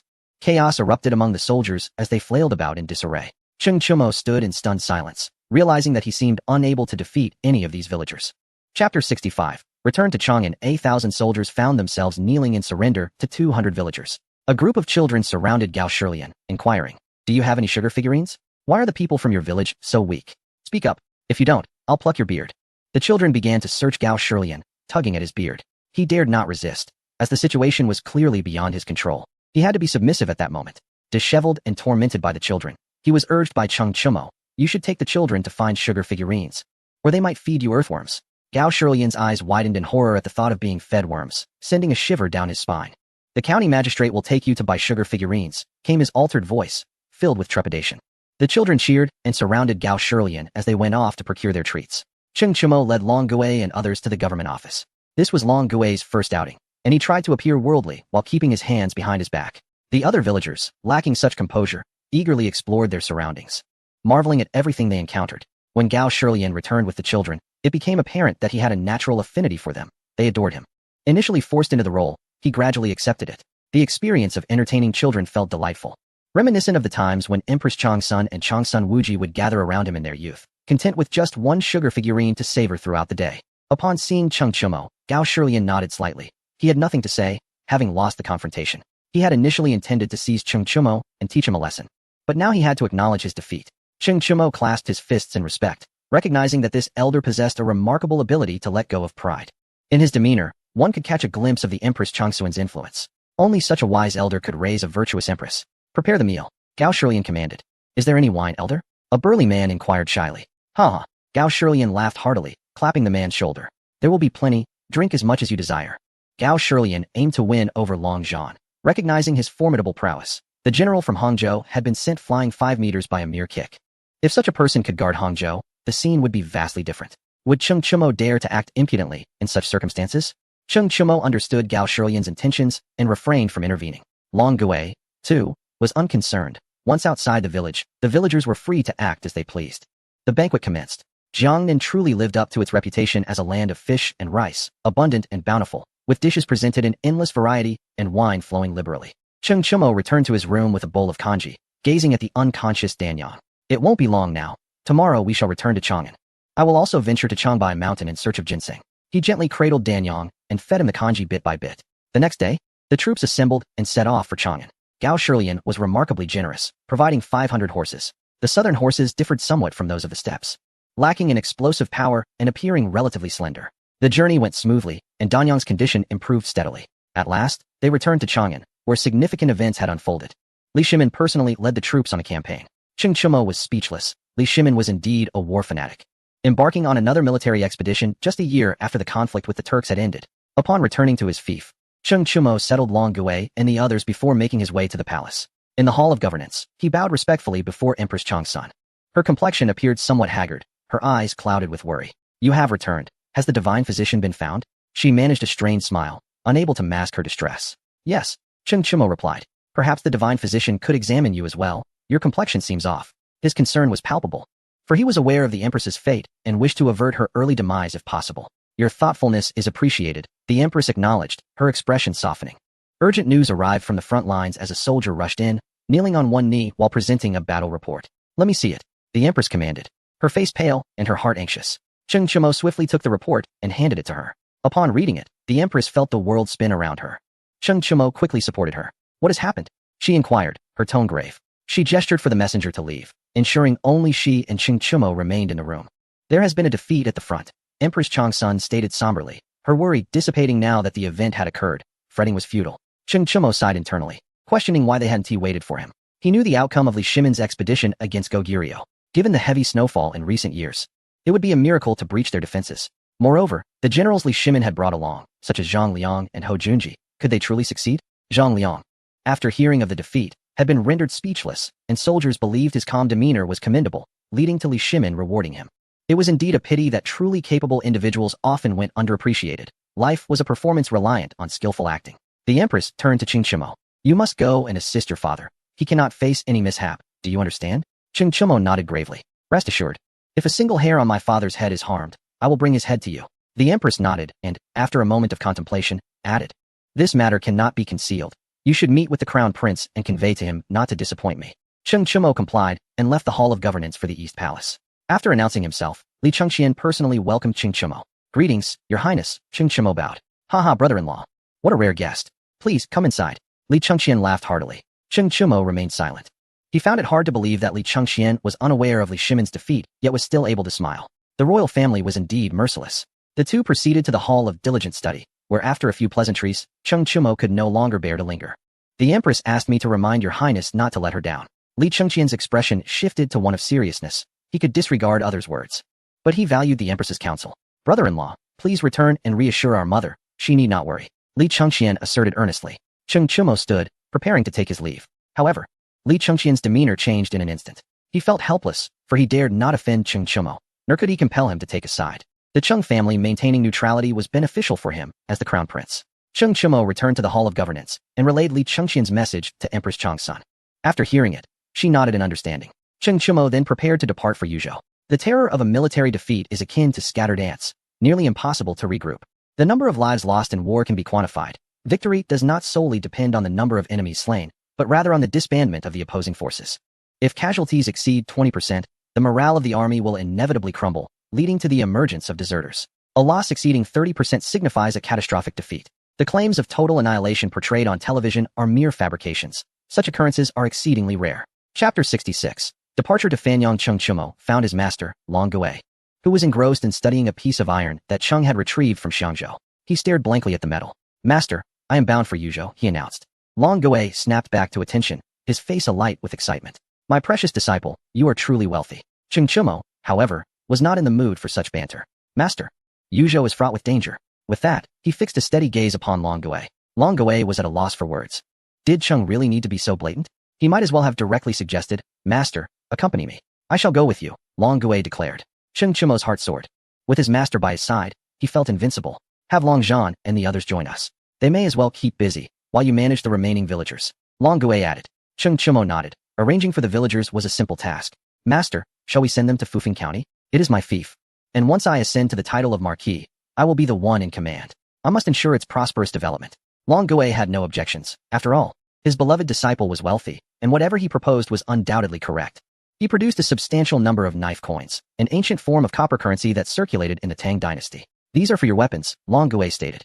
Cheng Chumo was dissatisfied, his face paling. How could his master use such inferior items as weapons? Master, this weapon is inadequate. I must replace it with gold. He called for Xia Zhu, who hurried over with a small notebook. What is your command, head of the family? Cheng Chumo took a knife coin from Long Gui's hand and handed it to Xia Zhu. Craft 1,000 of these in gold for my master to use. Long Gui's face flushed with gratitude. If Cheng Chumo were not his disciple, he would have bowed deeply to him. This was precisely what he desired. Though it was somewhat embarrassing to admit, Long Gui had a particular fondness for colorful objects, especially gold. The hue and texture were dreamlike. And to wield such a weapon would be a delight. Xia Zhu smiled in response, knowing exactly how much gold Cheng Chumo possessed. An abundance, indeed. Rest assured, head of the family, I will attend to it immediately and have it ready by tomorrow morning. Cheng Chumo nodded and looked toward Long Gui. You have no objections to this course of action, do you? He asked, appearing rather smug. Excellent. Truly worthy of being my disciple, Long Gui. Tomorrow we shall proceed to Yuzhou, and along the way, I shall teach you martial skills. My disciple must be capable in combat, Long Gui proclaimed, adopting a mentor's demeanor, his eyes brimming with encouragement. After leaving the storeroom, Cheng Chumo sought out Sun Simiao. Old Master Sun, could you please check on Empress Changsun? Her health is not well, he requested. Sun Simiao, busy arranging herbs, was quite pleased with the abundance of materials at his disposal. No, let her come to me for treatment. Such was the demeanor of a divine doctor, unperturbed by royal authority, possessing the means to act as he pleased. Cheng Chumo then went to the palace to escort Empress Changsun. Sun Simiao examined her pulse for a long while. You must not bear any more children. Take heed in the future, he stated directly.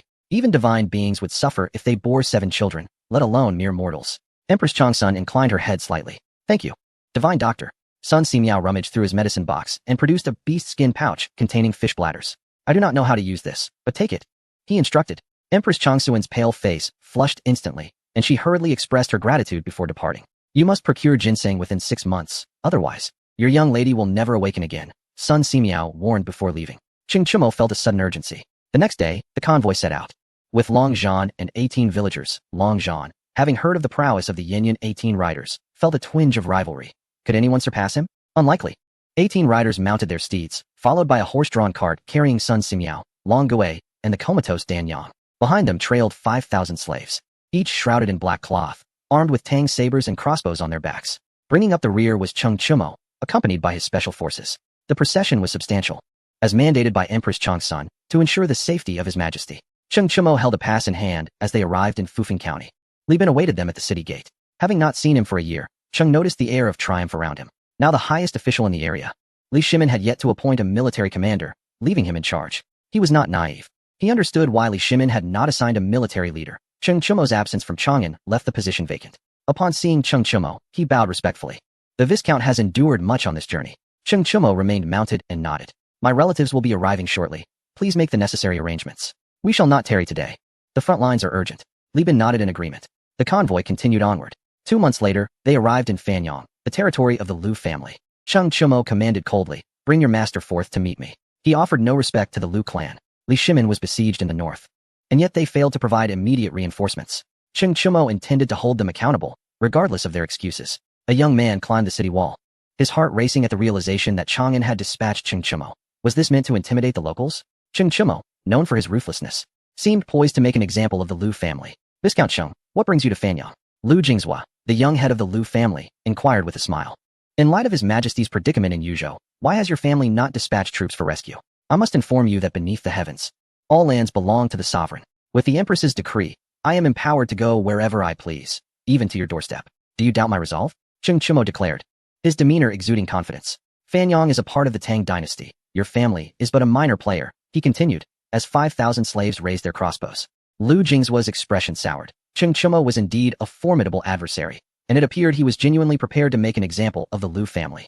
Cheng Chumo drew his copper sword and pointed it at Fanyang City. The slaves unleashed a volley of bolts, arrows raining down upon the city. The citizens of Fanyang remained unfazed. A year prior, they would have been terrified, but now they were not. Their homes were made of brick, impervious to arrows. They had Cheng Chumo to thank for this, as these bricks were produced from his factory, which maintained an admirable standard of quality. Lu Jingzhua hurriedly sought refuge. In that moment, he recalled a phrase from historical texts. Whenever an army arrives in a new territory, they must first shoot arrows to intimidate the enemy. Many arrows found their way into the Lu household. Within the Lu family hall, Lu Qingqing, the family patriarch, was engaged in jovial conversation with Li Shimin. Your Majesty and the Empress possess a remarkable ability to discern talent. This Cheng Chumo is truly impressive. Lu Qingqing's silence speaks volumes. His audacity, even without entering the city, is astonishing. This is not a matter to be settled within a few days. I must admit, Cheng Chumo has an extraordinary knack for choosing his battleground, arriving directly at Fanyang. As if he had foreseen Li Shimin's presence here. Ha, I too did not anticipate this young lad's boldness in coming here, Li Shimin remarked, a satisfied grin upon his face. Rumors abound of a defeat on the front lines, yet how could the Tang dynasty be so easily vanquished? The assault has merely paused, and those with ulterior motives have labeled it a defeat. Their assertions hold a semblance of truth. Failure is indeed a form of defeat. Li Shimin's arrival at Fanyang is not merely for leisure. Chapter 67. The brazen General Yuan Gaisuan, who claims that the aristocracy is a monolith. There exists a division between the southern and northern factions. The Longxi group, led by the Li family, contrasts sharply with the northern faction under the Lu family. Li Shimin's visit to the Lu family serves as a pretext to bolster the northern faction, aiming to fracture the 7 prominent families. The Lu family is well aware of Li Shimin's intentions and is willing to be divided. After all, the Longxi group has been excessively domineering in recent years, reaping all the benefits. The first imperial examination of the Tang dynasty saw no candidates from the northern faction succeed, an affront that the Lu family cannot abide. They have been too greedy in their pursuits. Let him enter the city, Li Shimin decreed. Lu Qingqing complied, adopting a notably humble demeanor. Li Shimin was pleased with this display. Cheng Chumo entered the Lu household, unaware of Li Shimin's presence, ready to confront them. The Lu family, intent on ensnaring him, withheld this vital information. Listen well, Lu family. His Majesty's encirclement carries your undeniable responsibility. I shall faithfully report this to the Empress. Prepare yourselves for the consequences. Cheng Chumo warned Lu Jingzhua. Lu Jingzhua chuckled in agreement. Indeed, what Lord Cheng says is true. Cheng Chumo was puzzled. Why did they not seem fearful? Upon entering the Grand Hall, he was taken aback to see Li Shimin. Rubbing his eyes, he wondered how he had ended up here despite being surrounded. You are quite impressive, Li Shimin remarked nonchalantly. Cheng Chumo's body tensed. It was indeed Li Shimin. He bowed deeply. I beg forgiveness for my tardiness in coming to your aid, father. Li Shimin's expression softened. In a critical moment, Cheng Chumo proved to be quite dependable. How is your mother? Li Shimin asked, voicing his greatest concern. Not well, Cheng Chumo replied candidly, causing Li Shimin's countenance to darken. The worst had come to pass. Li Shimin took up pen and paper, drafting a memorial. Once completed, he dispatched it with utmost urgency to Chang'an. A eunuch shall carry it, Li Shimin instructed. Turning to Cheng Chumo. You are to return to the front lines, but do not engage in combat. Your task is to cover the retreat of the main forces. Cheng Chumo acknowledged the order, intending to leave the Lu household almost as soon as he arrived. Just as he exited Fanyang, Lu Jingzhua caught up to him on horseback, presenting a list of gifts. Brother Cheng, please accept this. I am to take up a post in Chang'an, and I humbly request your assistance. Cheng Chumo's expression soured. Realizing he had been outmaneuvered, with Li Shimin present, he could not voice his displeasure. You have some nerve. Be cautious in Chang'an, Cheng Chumo replied coldly. Lu Jingzhua chuckled, producing another list. This outlines your earnings in Fanyang. Please take a look. Upon inspecting it, Cheng Chumo discovered it detailed profits from paper and red bricks. His spirits lifting as he recognized the brickwork's considerable scale, netting 1,000 guan in a year. His demeanor shifted instantly. You are quite remarkable. Mention my name should you require assistance in Chang'an, Cheng Chumo said with a smile. After exchanging pleasantries, Cheng Chumo continued on his way, tossing the gift list into the carriage as he had no place to store it. Sun Simiao was engrossed in studying Danyan's condition, occasionally pricking him with a silver needle. Long Goe was polishing gold coins, his eyes gleaming with excitement. The two gift lists were tossed into the mix. Long Goe opened one, unable to conceal his excitement. Your disciple is indeed wealthy. He has enterprises everywhere. The troops arrived at the banks of the Yalu River, where the Tang army was in retreat. Scattered units difficult to count. Cheng Chumo gazed northward toward the Changbai Mountains. Once the Tang army had fully retreated, the enemy would pursue, not out of aggression, but as if they were there to deliver a gift. Had the Tang forces not retreated, they would not dare emerge from the city. What is that town called? Cheng Chumo asked, pointing to a distant small settlement. A special forces soldier consulted a map. That is Wandishan City. Cheng Chumo's mind raced with possibilities. The enemy commander shouted from the opposite bank. Ha ha, Tang dog, do not attempt to flee. Cheng Chumo stared blankly at him, incredulous. Was this person truly so foolish as to provoke them after being thoroughly beaten? Did they not realize they were being bled dry by the Tang? Who dares engage General Yuan Geisuin in battle? The commander shouted again, exuding an air of self-importance. Cheng Chumo had never encountered such unabashed arrogance. What species of fool was this? His demeanor suggested he believed himself to be the great power. How could one be so shameless? Truly, they deserve their reputation as the world's strongest nation. Hey, little dark one, do you dare to battle? Yuan Geisuin challenged again. Cheng Chumo's anger ignited. You are the dark one. Give me a boat. I must confront him. The crossing was lined with boats, and Cheng Chumo boarded one, heading straight for Yuan Geisuin. Yuan Geisuin's eyes widened, and he turned to flee. The soldiers were no slower than him, and Cheng Chumo found himself unable to give chase. Enraged, he cursed loudly. Damn it, you stay right there. After venting his frustration, he saw the enemy had already vanished. What bad luck. How could they run so swiftly? Retreat. Cheng Chumo had more pressing matters at hand, particularly ginseng. He had no time to waste battling this fool. The troops advanced toward the Changbai Mountains, which could be described in 2 words, desolate. There was no sign of habitation, and the howls of wolves echoed through the air, with black bears watching the procession from a distance. Upon reaching the foot of Changbai Mountain, it was evident that no one resided there, let alone any ginseng to procure. Cheng Chumo was at a loss. What was to be done? Long Goe and Sun Simiao dismounted the carriage. This place must be teeming with medicinal herbs. Sun Simiao exclaimed with enthusiasm. Indeed, there are countless herbs here, but the thickets are dense and the towering trees obscure the sun. This is a primeval forest. How can we find anything? Long Goe countered. If we can secure this area, you will be hailed as a benefactor of the Tang dynasty, Sun Simiao remarked. Looking at Cheng Chumo's lips twitched at the thought of securing such a place. Even if they managed to claim it, how could they hold it? Just then, a cavalry unit charged toward them.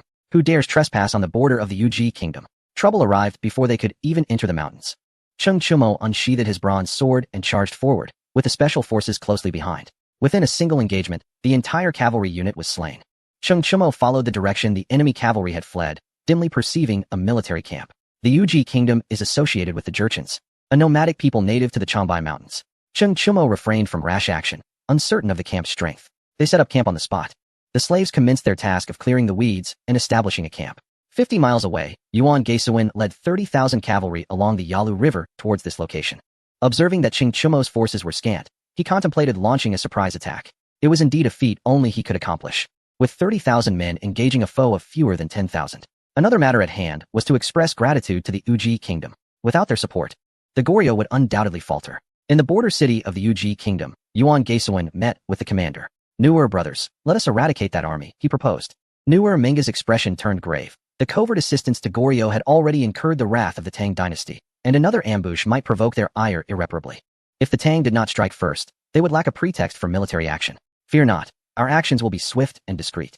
Once successful, I shall declare this as my sole undertaking. Yuan Gaisuan continued to entice him. The Uji kingdom would dare not claim credit, thus all accolades would belong to Yuan Gaisuan. Chapter 68. The greater the hope, the greater the disappointment. Ultimately, Nuer Minga acquiesced. At the foot of Changbai Mountain, Cheng Chumo was deep in contemplation about how to vanquish the Uji forces, completely oblivious to the existence of a border city merely 20 miles away. Unfamiliar with the terrain, he found himself at a disadvantage in this standoff. A surprise attack seemed impractical, for he remained unaware of the enemy's numbers or potential reinforcements. Long Gui, with a serious countenance, stated, Cheng Chumo, we cannot execute a decapitation operation without knowledge of our surroundings. Proceeding blindly is akin to walking into a trap, he replied. You all remain here. I shall lead a team to scout for ginseng, Sun Simiao suggested.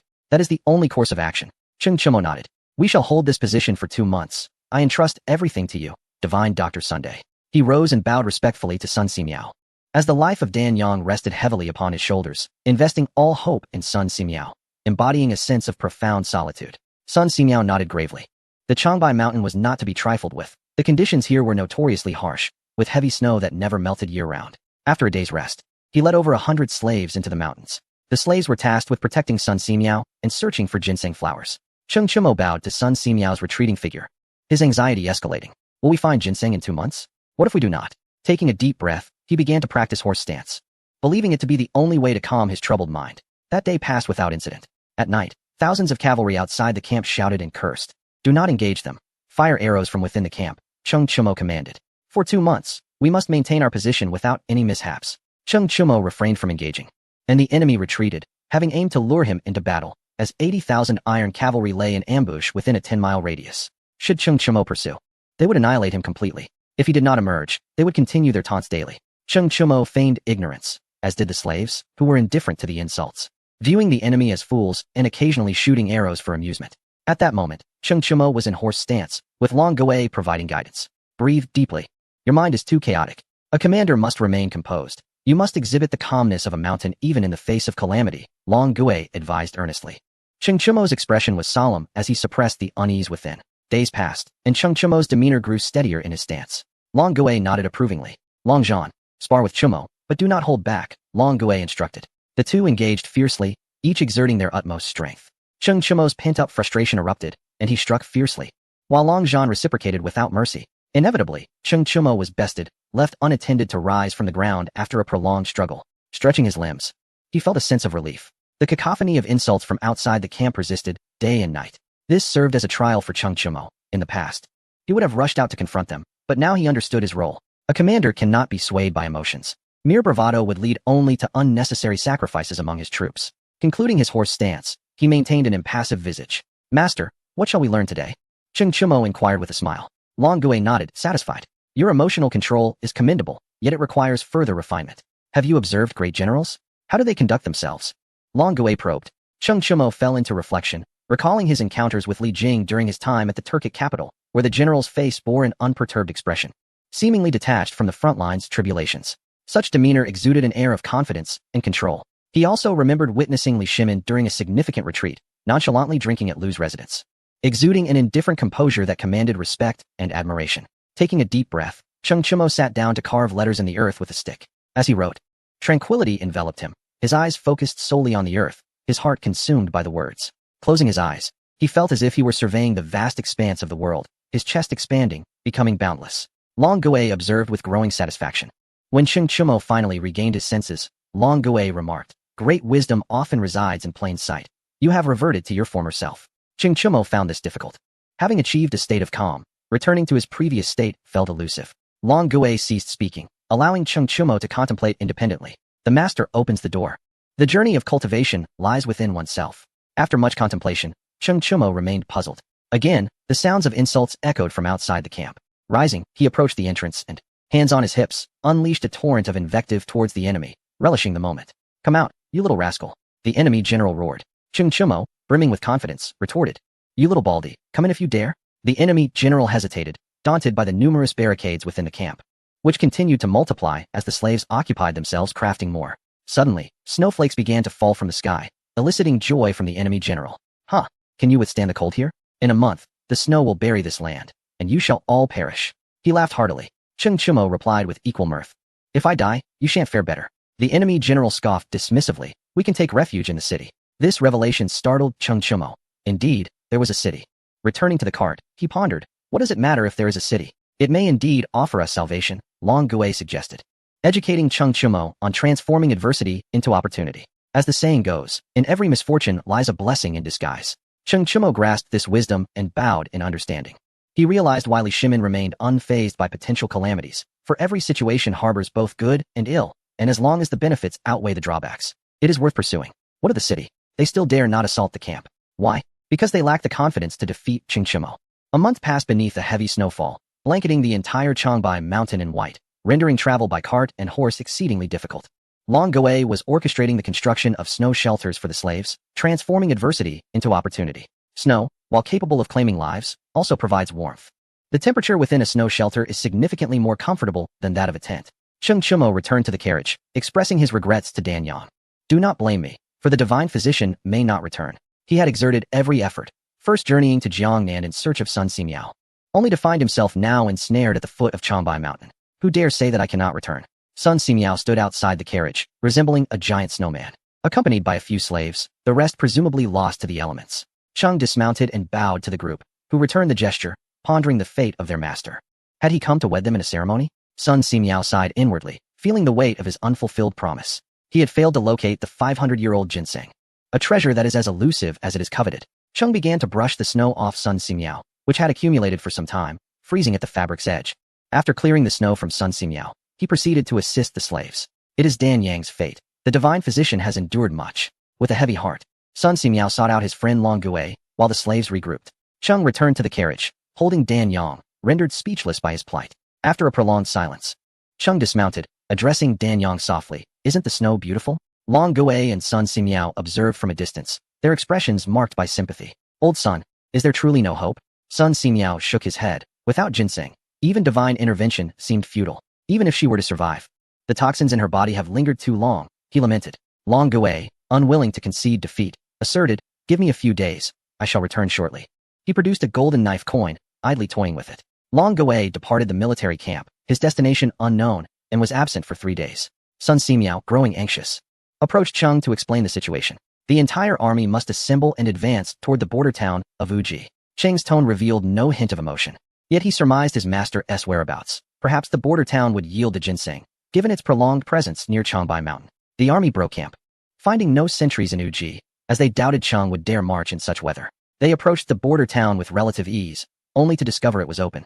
With citizens clearing the snow, Cheng seized the opportunity and charged in. Over 5,000 men surged into the town like a pack of wolves. In an alleyway, Long Zhan emerged, casually remarking, "Not bad," as he ambled towards the lord's manor. The town lord, accompanied by his men, rushed out to assist at the city gate. "You old fool, get out of the way," a soldier bellowed, drawing his blade with the intent to kill Long Gui. With a mere flick of his sleeve, Long Gui dispatched the soldier, a golden knife coin embedded in his throat. The town lord gasped in shock. "Kill him," he shouted, pointing at Long Gui. Soldiers charged towards him, but Long Gui danced with his hands, releasing a flurry of knife coins that fell like rain, weaving a deadly net of golden light. With a calm demeanor, he inquired, "Where is the ginseng?" The town lord, paralyzed with fear, watched as Long Gui casually strolled towards the manor, delivering a swift blow to the lord's back as he passed. The lord collapsed, while the soldiers scattered in panic, shouting, "The money elder is here! Run!" No one dared to obstruct Long Gui's path. Upon entering the study, Long Gui began to search. Finding nothing, he moved to the warehouse, continuing his search. A woman fled with a box in her arms. Long Gui hurled a knife coin, wounding her leg and causing her to drop the box. "You may keep the knife coin," he said indifferently. The woman, gritting her teeth, relinquished the box and fled. Just outside the Lord's manor, she was captured by Chung, who seized the knife coin. He instructed his special forces to charge towards the manor. Spotting Long Gui, he asked anxiously, "Master, are you unharmed?" His eyes, however, betrayed his curiosity about the box in Long Gui's hand. Long Gui sighed inwardly, perceiving his disciple's lack of empathy. This was not concern for his well-being, but rather a quest for ginseng. "Take it, and do not bother me," he said with a smile, feigning sadness. Chung, scratching his head, eagerly opened the box to reveal a diminutive ginseng, its frail limbs barely the size of a child's hand. "Master, this ginseng appears quite juvenile," he said. Disappointment etched on his face. Long Gui dismissed him. "You know nothing. Ask Old Sunday." With that, he departed to command the soldiers to seize the entire town. While Chung had more pressing matters at hand, he sought out Sun Simiao. "Divine physician, do you believe this ginseng will suffice?" Sun Simiao's expression darkened upon seeing Chung holding the ginseng with his bare hands. "Where's the box? Is this how one treats 500-year-old ginseng?" "Yes, give it to me. We must first detoxify your young lady." The two made their way to the carriage. Bloodletting commenced, and this time, they drew considerable amounts. For the presence of ginseng alleviated their fears. Ching anxiously observed as time passed. Sun Simiao applied pressure to the wound. "You must chew the ginseng and feed it to her," he instructed. Chung nodded, preparing to place the ginseng in his mouth. Sun Simiao smacked his head. "Just a root will suffice." Reluctantly, Chung set aside the ginseng and plucked off a root to consume. Sun Simiao then proceeded to stuff herbs into Cheng's mouth, treating him like a vessel for medicine. "Mash it," he commanded. Chung complied, spitting the mixture into Dan Yang's mouth, nearly repulsing Sun Simiao in the process. Another slap followed. "Cannot you feed her mouth to mouth?" This slap positioned Cheng's lips against Dan Yang's. After administering the medicine, Chung felt a surge of heat. His face flushed. He looked to Sun Simiao, who assured him, "It is a normal reaction. You have absorbed the medicinal properties of the ginseng while your young lady has taken a small portion. Continue this for 3 days, and she shall be well." Chung complied. The border town fell under Cheng's control, causing Newer Minga to panic. He had not anticipated such a turn of events. He glared furiously at Yuan Gaisuan. "This fool said Chung would soon falter, and then we would strike together. Yet now the town lies vacant, captured by Chung. What are we to do? We cannot return home." Yuan Gaisuan remained unfazed. "Do not panic, my brother. We shall encircle the town. He is but a turtle in a jar." Yuan exuded confidence. In the depths of winter, only Yuan Gaisuan could conceive of such a fatal strategy as besieging the city. The vast army surrounded the fortifications. Yet Cheng Chumo paid them no heed. He commanded the slaves to pour water onto the city walls, leaving everything else to fate. This was how Gaozhuli dealt with the Tang dynasty, exhausting their forces in futile attempts to scale the slippery walls. Yuan Gaisuan scratched his head, pondering why the Tang would resort to such tactics. "The situation for Nur is changing. We must abandon the border city," he proclaimed gravely. Nur opened his mouth, unable to utter a word, cursing silently. "Retreat," he thought, utterly despondent. The prowess of Yuan Gaisuan was astounding. He was indeed the greatest general in the universe. 3 days later, inside the city, Dan Yang, having awakened, was in a foul mood. Before anyone could celebrate her recovery, this headstrong princess erupted, demanding sugar figurines, and threatening to bite if she was denied. Her favorite pastime was tossing golden blades, and as the sole disciple of Long Gui, she was indulged. Whatever she desired was granted. With everyone fearing the loss of the disciple's wife, having lost all her memories, she only knew herself as a child. Initially frightened, she soon reveled in the affection showered upon her and began frolicking with Long Gui. Chung Chumo, with a dark expression, commanded, "Stand still." Dan Yang hurriedly hid behind Long Gui, timidly saying, "Master, he is going to hit me. You must protect me." Long Gui nodded in agreement. Chung Chumo, with a bitter smile, lamented, "If we continue to ignore her, she'll surely become insufferable." Realizing the truth of the matter, Long Gui stepped aside. Chung Chumo charged forward and hoisted Dan Yang into his arms. She struggled fiercely, but to no avail. Back in the carriage, a series of slaps ensued, eliciting yelps of protest. Initially defiant, she soon pleaded for mercy. "I was wrong. Please don't hit me anymore. I swear I won't misbehave again." Ching Chumo remained unmoved, knowing her pleas were insincere. He was certain that if he ceased, she would emerge from the carriage as if nothing had happened.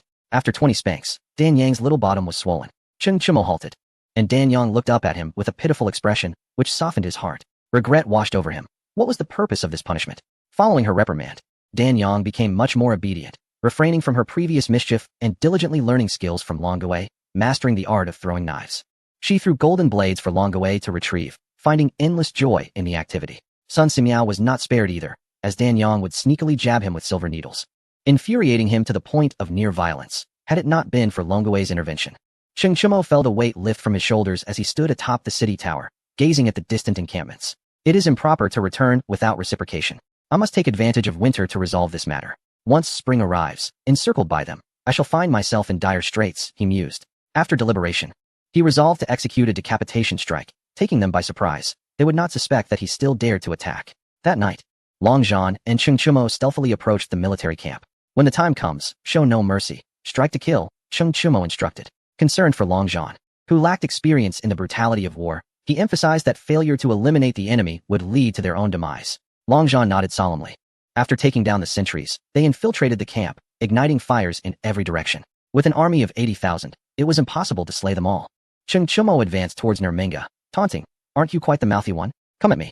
Nerminga, witnessing the chaos, seethed with rage. "It's all your fault.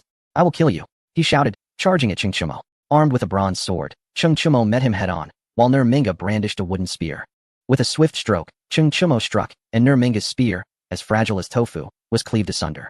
Cheng Chumo sheathed his sword, and Nerminga's face fell in disbelief. So swift. The death of their commander sent the soldiers of Uji scattering in all directions, collapsing like a house of cards. Cheng Chumo searched for Yuan Geisuan, only to find him mounted and ready to flee.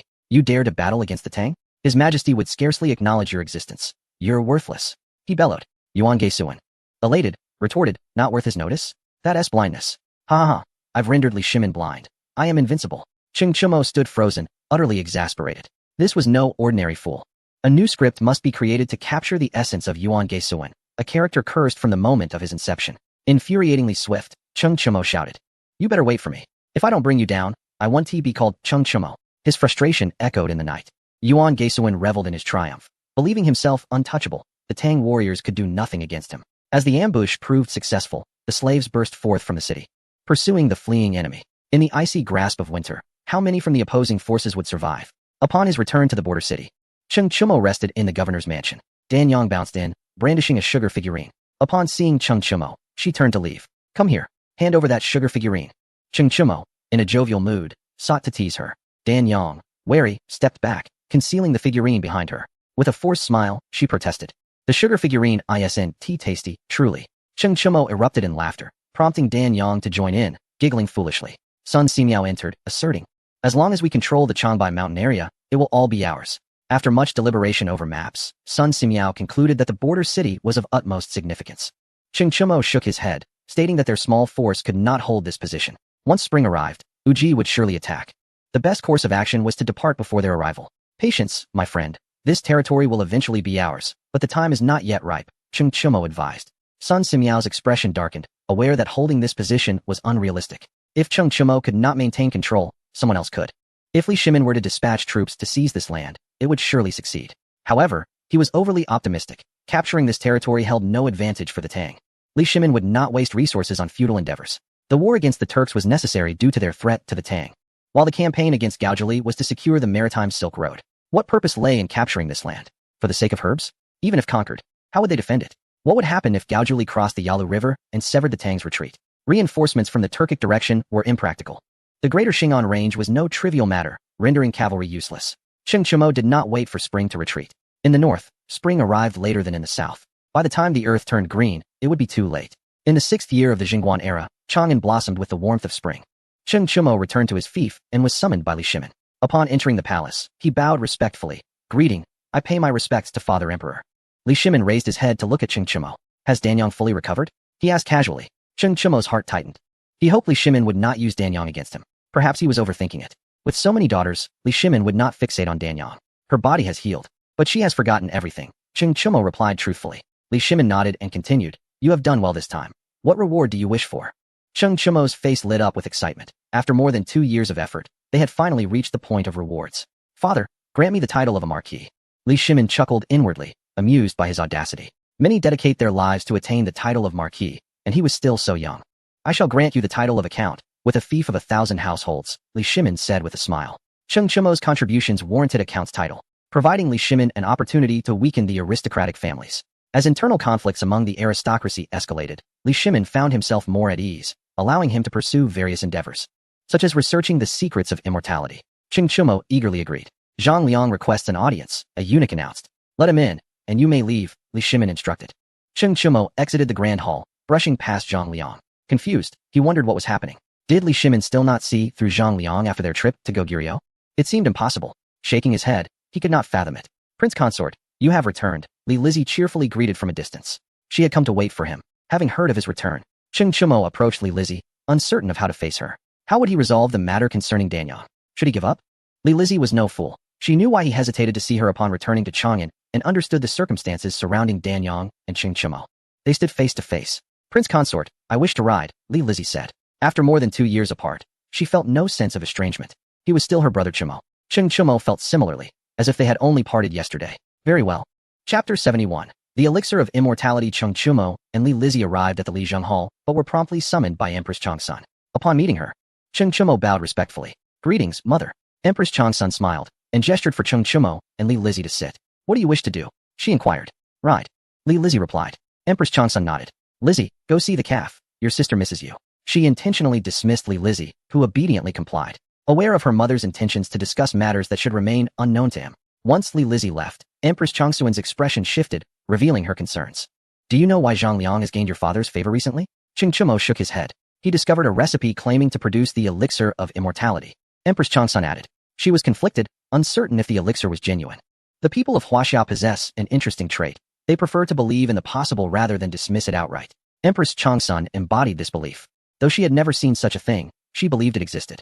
However, she worried about Zhang Liang's reliability. Qing Chimo knew the truth but could not voice it. For no one would believe him. Everyone believed in the elixir's existence. Those who denied it were deemed eccentric. What would you have me do, mother? Qing Chimo asked. Over the past 2 years, he had matured considerably. In the past, he would have rushed to inform Li Shimin of this matter. But he could not act so recklessly now. The obsession with immortality is a terrifying force, more frenzied than a gambler on a losing streak. People would do anything in its pursuit. Investigate discreetly. The divine physician Sun Simiao is still with you, correct? Empress Changsun instructed. Qing Chimo nodded. She handed him a token, which would facilitate his tasks significantly. Qing Chimo accepted the token and left the Lijiang Hall. Ah, the allure of immortality for emperors is immense. He mused as he exited the hall. Just beyond the city gates, Zhang Liang emerged in a carriage. The curtain lifted. Isn't that the count? Ha ha. Would you be interested in becoming the adopted son of a duke? Zhang Liang said with a mocking tone. Qing Chimo was taken aback. A carriage in the palace was a privilege enjoyed only by a few, namely the crown prince's tutor Li Gang and Zhang Liang himself. This indicated just how favored Zhang Liang had become. Qing Chimo cast a disinterested glance at Zhang Liang and continued on his way. Upon returning to his fief, he relayed the situation to Long Gui and Sun Simiao. Both frowned. Does old Sun have the elixir of immortality? Long Gui inquired. Sun Simiao nodded. Yes. However, he clarified that the elixir does not grant eternal life, but rather extends one's lifespan. Can you concoct it, divine physician? Qing Chimo asked. Sun Simiao shook his head. The longevity elixir cannot be made. It must be cultivated. Qing Chimo was perplexed. Sun Simiao began to elaborate. Humans are like machines. Some say a healthy diet promotes longevity. Others believe a positive mindset achieves the same. Both are correct. The key to immortality lies in their combination. Remain calm in the face of adversity and avoid repression at home. That is the true way to longevity. When your heart is at ease, you can live a few more days by shedding a worry. It is not about restraint, but about being carefree and following your heart. For instance, if you feel unhappy today, do not suppress that feeling. Being unhappy is simply being unhappy. This is why wise individuals seldom exhibit capricious emotions. They can change their demeanor, but they find no necessity to do so. The Bodhi tree is not a tree, and the bright mirror is not a platform. Originally, there is not a single thing. Where can dust alight? Qing Chimo listened, smiling bitterly, realizing how simple the concept seemed yet how few could truly achieve it. Sun Simiao pointed to a distant tree.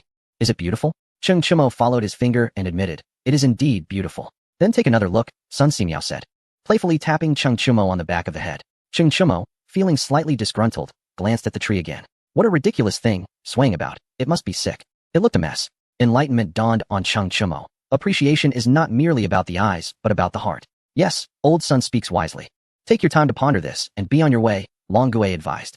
Qing Chimo departed as the two old men began to glare at one another. You old fool, dare you steal my pieces? Hand them over. Long Gui shouted angrily. You speak nonsense. It was clearly you who stole them. How dare you accuse me? I shall challenge you. Sun Simiao rose, shouting. Long Gui smirked coldly as the two old men began to bicker fiercely, refusing to yield. Qing Chimo returned to his room, toying with a chess piece in his hand, and found it quite satisfying. A summons arrived. A eunuch came to the fief. Qing Chimo stepped out to receive the edict. By the grace of heaven, the emperor commands that Qing Chimo be rewarded for his contributions to the Tang dynasty and bestowed the title of earl. After the eunuch finished reading, Qing Chimo's expression soured. What happened to the promised marquis? Did Li Shimin's words hold no weight? Because you disobeyed military orders by failing to retreat along the banks of the Yalu River, this is deemed insubordination, the eunuch continued. Qing Chimo received the edict. His mind racing. Who has accused me? Qing Chimo harbored disbelief that Li Shimin would suddenly alter his stance, suspecting that someone was orchestrating events behind the scenes. I am unaware of the discussions between Duke Zhang and His Majesty, the eunuch remarked. It must be that scoundrel Zhang Liang. Cheng Chumo, bowing slightly to the eunuch, handed him a jade chess piece. The eunuch hastily accepted it, expressing his gratitude before departing. Zhang Liang, should you dare to conspire against me, do not blame me for taking action, Cheng Chumo muttered coldly to himself. Gather, Cheng Chumo commanded.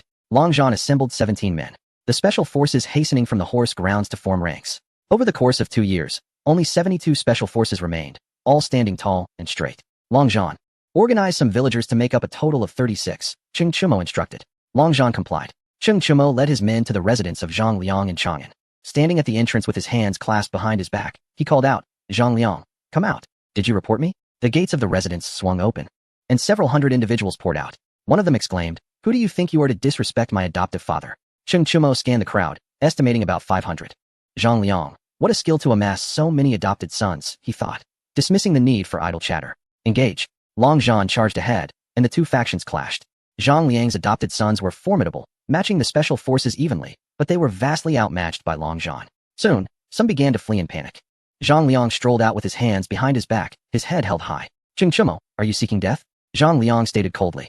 Cheng Chumo's gaze turned icy. Today, I shall teach you a lesson for your reckless tongue, Zhang Liang declared, rushing at Cheng Chumo. The confrontation revealed Zhang Liang's combat skills to be woefully inadequate, as he was swiftly knocked down by Cheng Chumo, who then delivered a slap to his face. Zhang Liang's eyes burned with rage, but he suppressed his cries, aware that his adopted sons were watching. Feeling utterly powerless, he thought, Cheng Chumo is incredibly formidable. City guards rushed in to separate the two. Ignoring the pain on his face, Zhang Liang warned, you'll regret this. Cheng Chumo, with a look of disdain, thought, so what if you report me to Li Shimin? I might end up in prison, but that's not new to me. I have no shame. Predictably, Li Shimin issued an edict to imprison Cheng Chumo. Chapter 72. The elixir is a fraud. Sent to Fufeng County in the imperial prison, Cheng Chumo found himself incarcerated while Empress Changsun pleaded for his release. Erlang, please release Chumo. He is no longer a child, and frequent imprisonment is unbecoming, she argued. Empress Changsun believed that Chumo's reputation mattered as he grew older. Moreover, he had only confronted Zhang Liang due to his investigation into the elixir, and now was the time to support their own. Li Shimin nodded slightly. In a particularly good mood, believing he was on the brink of immortality. He had not considered the possibility of failure and had resolutely blocked out all thoughts of it, focusing solely on achieving eternal life. Punishing Cheng Chumo was merely for the sake of Zhang Liang's satisfaction. Everyone knew that Cheng Chumo was the Empress's most favored son-in-law. Bring him to me, Li Shimin commanded. The eunuch complied. Shortly thereafter, Cheng Chumo was brought to the Hall of Righteousness. I pay my respects to father and mother, he said, bowing deeply. Li Shimin bellowed angrily, do not seek trouble with Zhang Liang again. This is a command. Li Shimin wished to resolve the conflict between Zhang Liang and Cheng Chumo once and for all. Seeking trouble with Zhang Liang would only waste time. Alchemy was of utmost importance. The elixir is a fraud, Cheng Chumo could not help but state. He did not wish for Li Shimin to meet an early demise. Nor did he want the emperor's ambition to be extinguished by the false promise of the elixir. Li Shimin's gaze darkened ominously, a murderous intent brewing within him. Cheng Chumo sensed the impending danger and bitterly smiled to himself, realizing that even a wise ruler could not escape the allure of immortality. Qin Shi Huang had succumbed to it. And now so would Li Shimin. Lowering his head, he ceased speaking, knowing that it was futile to advise a doomed fool. Li Shimin's refusal to heed counsel meant that he had to prepare for the future. Cheng Yaojin's disapproval of Cheng Chumo's alignment indicated that it was time to choose sides. Even if not overtly, preparations must be made, as a new ruler brings new courtiers. Chumo, do not be angry, Empress Changsun urged, grasping Li Shimin's arm. Li Shimin took a deep breath and refrained from looking at Cheng Chumo. Fufeng County is your fief. It has not developed much these past few years. You shall depart tomorrow. Since Cheng Chumo was resistant to reason, he would be exiled. Cheng Chumo bowed and exited the Hall of Righteousness. Instead of returning to his fief, he went to the Chongwen Academy, where the princes and princesses were attending a lecture. Upon seeing Cheng Chumo enter, the teacher frowned. Unruly. This is Chongwen Academy. Who are you, and who is your father? The elder did not recognize Cheng Chumo. Cheng Chumo approached the podium and struck the teacher squarely in the face. Turning to the princes and princesses, the younger ones jolted in shock and immediately sat up straight. Li Tai watched Cheng Chumo with keen interest, while Princess Changla looked puzzled. Li Ji did not lift his head, as if the matter did not concern him. Today, I shall teach you a lesson, Cheng Chumo announced. All eyes turned to Li Tai, for he was the highest ranking among them as the Prince of Wei. Li Tai would not offend Cheng Chumo. Cheng Chumo began his lesson, discussing the metaphor of the mantis catching the cicada while the yellow finch waits in the wings. Li Tai listened intently. Cheng Chumo pulled Li Lizzie aside. Li Tai fell into deep thought, and, after a long while, cast a glance at the obedient Li Ji, smiling. He did not believe Cheng Chumo had come merely to teach. There was surely a deeper meaning. The mantis catching the cicada while the yellow finch waits. Who might the yellow finch represent? Was it a reminder for him to be the yellow finch? Li Tai's childhood nickname was Qinke, Contemplating this, Li Tai smiled, realizing that if Cheng Chumo intended to remind him, it would signify an alliance, and the Cheng family would be his greatest asset in seizing the throne. Cheng Chumo would be the sharpest blade, clearing all obstacles from his path. Rising to depart, Cheng Chumo took Li Lizzie to his fief. Lizzie, I must go to Fufing County, Cheng Chumo said. Li Lizzie bit her lip, reluctant to see him go after such a brief return. Yet, she felt powerless. The emperor's command was absolute. Be careful, my prince, she whispered softly. Cheng Chumo spent the day showing her many enjoyable sights. The two parted with reluctance, and Cheng Chumo escorted Li Lizzie back to the palace before returning to his fief to convene a meeting. They would depart for Fufing County the following day. Everyone acknowledged the order. The residents of the fief remained in place, overseeing the ironworks and paper mill. Those revenues were reserved for Li Lizzie. Cheng Chumo planned to take the rest with him.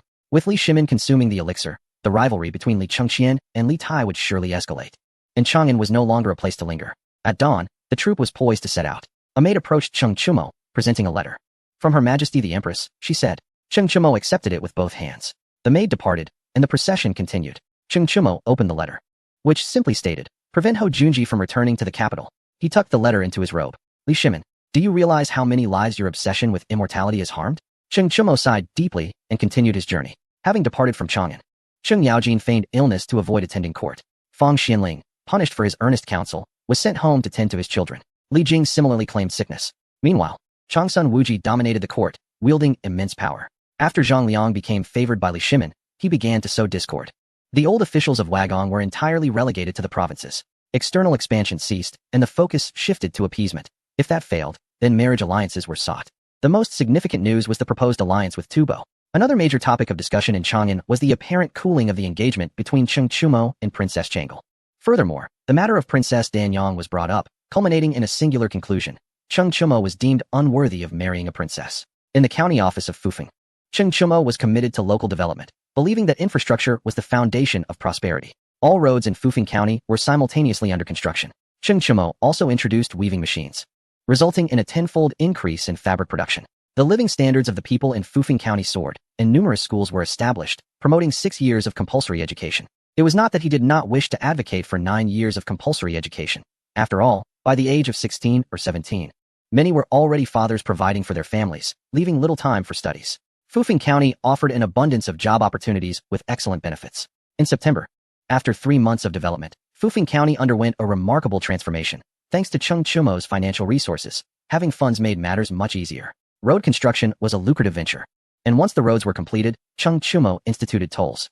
As one of the 3 auxiliary regions, Fufeng County saw an influx of travelers, making toll collection a bustling affair. In contrast, the roads in other counties were nearly impassable, especially after rain, which left them in a muddy state. Today, over 1,000 cavalrymen arrived, refusing to pay tolls and even assaulting the tax officer. Cheng Chumo received the news and chuckled. At last, you have arrived, Ho Junji, he murmured to himself, glancing at the armored Long Zhan. Uncle Zhan, go and deal with him. Be forceful, assert the tolls as normal, and let the tax officer feign death to extort him. Long Zhan, filled with enthusiasm, led a group of soldiers to confront Ho Junji. How dare you? What manner of creature stands in the way of a duke? Ho Junji shouted angrily. Long Zhan did not even raise an eyebrow. What is a duke? I have never heard of such a title. Here, Cheng Chumo reigns supreme. To cause trouble in Fufeng County is quite audacious. Seize him. Long Zhan commanded, charging at Ho Junji. There was no contest. Ho Junji was swiftly captured after a few exchanges. Pathetic, utterly inconsequential. Throw him in the dungeon. Long Zhan ordered, turning to his soldiers. You all leave. From now on, do not return to Fufeng County. The soldiers, frightened, dared not retreat. With their commander captured, they faced dire consequences. They surged towards Long Zhan, but predictably, they were all taken captive. Just in time, as the factory was in need of labor, free manpower had arrived. Chapter 73. The 3 heroes of Fufeng. Ho Junji, returning to report in the capital, vanished without a trace. The officials urged Li Shimin to thoroughly investigate the matter, but Li Shimin, seated upon his dragon throne, remained silent. He was currently preoccupied with preparations for consuming the elixir of immortality, unwilling to be disturbed by worldly affairs. Do not exaggerate. I will manage Ho Junji, he declared, dismissing the court. After the court session, Li Shimin did not return to the main hall. In recent months, he had seldom visited Empress Changsun, effectively avoiding female company. In the main hall, Empress Changsun coughed persistently, adjusting her garments. Li Lizzie attended her. Mother, perhaps the prince should bring back a divine physician to check on you. Li Lizzie suggested, her voice tinged with sorrow. Empress Changsun patted her daughter's hand. I am well, dear. She had already concluded that the longevity elixir concocted by Zhang Liang was a fraud, yet she lacked evidence. Lizzie, keep an eye on your father. If the elixir arrives, I shall consume it first, Empress Changsun instructed. Li Lizzie could no longer hold back her tears. There is no such elixir, she lamented, having read extensively. She knew that many emperors had sought immortality, but their fates were often tragic. Mother, do you wish to die in place of father?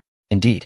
The depth of Empress Changsun's love for Li Shimin was indisputable. Empathy was likely the reason why there was only one empress during the Jingguan era. Mother, I shall go inform father that the elixir is false, Li Lizzie insisted. Empress Changsun shook her head. Li Shimin will not believe it. At this point, nothing is of use. If it were, when Cheng Chumo spoke, Li Shimin would undoubtedly harbor suspicions. Yet he shows no doubt whatsoever, directly exiling Cheng Chumo to Fufeng County. And what of Fang Xianling? His fate is even grimmer, sent home to tend to children. Who else would dare speak? Empress Changsun had repeatedly hinted for Li Shimin to investigate the authenticity of the elixir, but he would nod in agreement and then proceed as he pleased.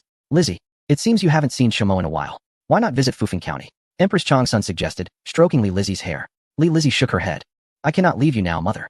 My brothers are unreliable, preoccupied with undermining each other, wishing for one another's downfall. Please, let Shimo return. Li Lizzie had lost all hope and now placed her expectations solely on Cheng Shimo. Empress Changsun smiled faintly. In the past, when Li Shimin favored her, she could have summoned Cheng Shimo back, but now it was a daunting task. Li Lizzie wiped her tears and began writing a letter, her tears falling onto the paper. Prince, Mother's health declines day by day. What shall I do? Father is deeply entrenched in the quest for longevity. What am I to do? Mother plans to consume the elixir before father. What shall I do? I miss you dearly. After finishing, Li Lizzie wiped her tears and folded the letter. Empress Changsun felt a sense of comfort. At least she had a daughter by her side. Without her, she doubted she could endure. Upon receiving the letter, Cheng Chumo's eyes reddened. He rose, preparing to return to Chang'an, but was halted by Long Gui. Disciple, remain calm. Master, I cannot allow mother to perish, Cheng Chumo replied. Long Gui chuckled. Who says consuming the elixir must lead to death? Do not act hastily. Do you understand the consequences of entering the capital without a decree? Cheng Chumo slumped into a chair, feeling despondent. It is difficult. You cannot enter the capital, but the three heroes of Fufeng can, Long Gui added. Cheng Chumo's eyes sparkled with realization. Of course. Don a mask, deny my identity. Who could touch me then? With determination, he set out. The three heroes of Fufeng, Cheng Chumo, Long Gui, and Sun Simiao. Cheng Chumo, known as the chief of Fufeng, Long Gui, the elder of wealth, and Sun Simiao, the master of deadly poisons. Following them were 36 celestial generals and 72 earthbound spirits. Before departing, Cheng Chumo sought out Li Bin. Li Bin, can I trust you? Cheng Chumo inquired. Li Bin's expression turned serious. Rest assured, my lord, you can trust me. Cheng Chumo shook his head. You cannot be trusted. You are of the Longshi Li family. How can I place my faith in you? Li Bin was momentarily speechless, realizing the truth in Cheng Chumo's words. If Cheng Chumo were to confront the Longshi Li clan, who would he side with? Would he assist Cheng Chumo? He himself did not believe it, having been raised with the notion that family loyalty came first, and personal interests were secondary. This belief was deeply ingrained. Cheng Chumo produced a pill. This is the legendary poison, half-step madness, crafted by a divine physician. Once ingested, one must consume an antidote every 7 steps, or risk a fatal demise from profuse sweating. Do you dare to partake? Li Bin stared blankly at the pill, then glanced at Cheng Chumo. Did he have a choice? He was certain that if he refrained from consuming it, Cheng Chumo would ensure his demise. After a moment's hesitation, he took the pill and swallowed it. Cheng Chumo nodded in satisfaction and produced 4 more pills. This is a month's supply. Li Bin bowed and accepted them. Thank you, my lord. Cheng Chumo did not refuse the title. From that day forth, Fufeng County gained a formidable figure, a wheelchair-bound giant who never walked. On the journey to Chang'an, Sun Simiao, clad in black, expressed his indignation. How could he, a divine physician, possibly concoct poison? Before Cheng Chumo could respond, Long Gui interjected. Dressed in red and looking disdainfully at Sun Simiao. How can you still claim to save lives when you can't even kill? I scoff, last time. You were the one who stole the chess piece. Sun Simiao's face flushed with anger as he glared at Long Gui. Old man, I'll have it out with you. The two men began to brawl. Cheng Chumo quickened his pace, exasperated by their squabble. It was merely a chess piece. Did they need to fight over it daily? Upon arriving at Mo village, he was greeted with jubilance by the villagers, who were busy with feasting and celebrations. Cheng Chumo spent the night there, conversing at length with Yi Qi, who now led a leisurely life, teaching the villagers martial arts. The children adored Yi Qi, often bringing him treats from their homes. With this, I can rest easy. I will not allow anyone to disturb this place, Cheng Chumo assured. With a mere word, he could make the village vanish from the Tang dynasty, a true paradise. This is the essence of power. Yi Qi smiled but remained silent. 3 days later, the trio, masked, entered the city. Long Gui was consulting the divination while Sun Simiao set up a clinic. Cheng Chumo strolled leisurely. The Tang dynasty was thriving. The common folk lived far better than during the nation's inception. A carriage rolled down the street, trailed by palace maids and eunuchs. It was the royal carriage of Empress Changsun. Cheng Chumo shouted, startling the horse and causing chaos among the attendants. He produced a pill that resembled a smoke bomb. gently tossing it at the carriage. A light mist enveloped the area as he swiftly leaped into the carriage. Awakened, Empress Changsun frowned. How audacious. It is I, your mother. Cheng Chumo removed his mask. The Empress glared at him. You have quite the nerve, entering the capital without your father's decree? She laughed. I am not Cheng Chumo. I am the leader of Fu Feng County, he replied, donning his mask once more. The Empress chuckled, her first genuine smile in a long time. The carriage resumed its journey. Chapter 74. The Empress's decree. Upon seeing Cheng Chumo, Empress Changsuan's mood lifted considerably. He had never disappointed her, always reliable in his endeavors. The carriage left the city, arriving at a temple outside. The Empress alighted and pondered how to get Cheng Chumo to exit the carriage without drawing attention. Reaching the Buddha Hall, she found no solution and reluctantly dismissed her attendants, sitting alone on a cushion with her eyes closed. At some point, Cheng Chumo sat near her. Mother, how do you wish me to proceed? He inquired. The Empress, now flustered, resolved to test the pill herself. Begin your investigation, should anything happen to me. Eliminate Zhang Liang and Ho Junji. With that, she closed her eyes. The order to kill Zhang Liang stemmed from his manipulation of Li Shimin. While Ho Junji was a threat to her son, Li Chengqian, Cheng Chumo acquiesced. Killing was simple. If the day ever came when Empress Changsun fell due to the pill, he would not hesitate to eliminate all associated with it. After a long pause, the Empress rose. Do not reveal your identity. It is better to avoid unnecessary troubles. I will assist you from the shadows, she concluded, exiting the Buddha Hall. Cheng Chumo stood and departed, locating Long Gui, who was still divining. Master, I have met with Empress Changsun. Long Gui remained silent as Sun Simiao approached with his medicine box. The three made their way to an inn. Zhang Liang has been rather arrogant lately. We ought to take action against him, Long Gui suggested. Cheng Chumo perceived a certain swagger about him, reminiscent of the Jianghu. Sun Simiao nodded in agreement, having heard the rumors. What nonsense pills claiming immortality. If such a person gains power, it would be a severe blow to the medical field. Henceforth, when one speaks of medicine, they would only think of alchemy. How disgraceful. The trio resolved to apprehend Zhang Liang and procure the formula. If they could prove the formula false and make it public, Zhang Liang would have no recourse. Even if Li Shimin still believed in its authenticity, it would no longer matter. Once made public, Zhang Liang's continued favor would be impossible. Many would vie for the emperor's attention, eager to concoct pills. That very night, Cheng Chumo and his companions stealthily infiltrated Zhang Liang's estate. They searched for a long time, but found no one. A room still glowed with light. They approached cautiously. Sounds of intimate engagement echoed from within. The three maintained their composure. Cheng Chumo had seen it all before and was unfazed. Long Gui and Sun Simiao were equally indifferent, regarding it merely as a fleeting moment of passion. Cheng Chumo gently pushed the door open. The couple on the bed was so engrossed that they failed to notice the intruders. Cheng Chumo, choosing not to disturb them, sat back and watched with keen interest. Long Gui and Sun Simiao were disinterested. Suddenly, the woman gasped, lying still in shock. How had three people entered the room? The man hastily donned his clothes. It's over. My adoptive father is back, and I'm caught with my adoptive mother. He turned to Cheng Chumo, relieved to find it was not Zhang Liang, leaving him with some hope. Who are you? Leave now, and I will pretend nothing has occurred, the woman demanded. Cheng Chumo smirked beneath his mask, intrigued by her audacity. Before arriving, he had thoroughly investigated Zhang Liang. He had dismissed his original wife to marry a second-hand wife from the Li family of Longxi, treating her like royalty. Then you might as well consider something has happened. Please, continue, Cheng Chumo replied. Li Huan frowned. Who are you? Her hand fumbled on the bed for something, her expression suddenly turning sinister. You will all die? A bottle was hurled at Cheng Chumo, its mouth open, releasing several large, blood-red ants. Sun Simiao flicked his sleeve, and a few ants landed on the table. He bent down to inspect them. The fire ants, quite impressive indeed. You have managed to procure such a thing. The old master of poison was just lamenting the lack of means to commit murder, so thank you for this. With that, he tucked the fire ants away. Li Huan stared blankly at Sun Simiao, realizing that this senior had reached the pinnacle of mastery in the art of poison, yet there existed someone even more formidable. Cheng Chumo, losing his patience, stood up and seized Li Huan by the hair. When the man attempted to strike, Long Gui pinned him to the wall with a coin of gold, rendering him lifeless. Fear gripped Li Huan, her eyes wide with terror. Cheng Chumo yanked her to the ground by her hair. Be obedient and tell me where Zhang Liang is. His voice was unnaturally gentle, sending a chill through Li Huan, as she sensed the coldness that emanated from him. The stark whiteness of her body did nothing to soften the heart of this ruthless man. I don't know. Li Huan stammered, her voice quivering. You are quite untrustworthy. It seems I have no choice but to eliminate you. Today, the commander of Fufeng County shall ruthlessly crush this flower. Cheng Chumo chuckled, brandishing a dagger before her face. Li Huan's tears cascaded down like rain, truly frightened. Wait, let her test the poison for me, Sun Simiao interjected. Li Huan trembled all over. She had engaged in such matters before and understood the grim fate that awaited those tasked with testing poisons. I swear, Zhang Liang is at Daqing Temple, she blurted out, speaking faster than she ever had before. Cheng Chumo tapped her face with the blade. Clever girl, you must forget tonight's events. If you dare to speak of this, I shall return for you.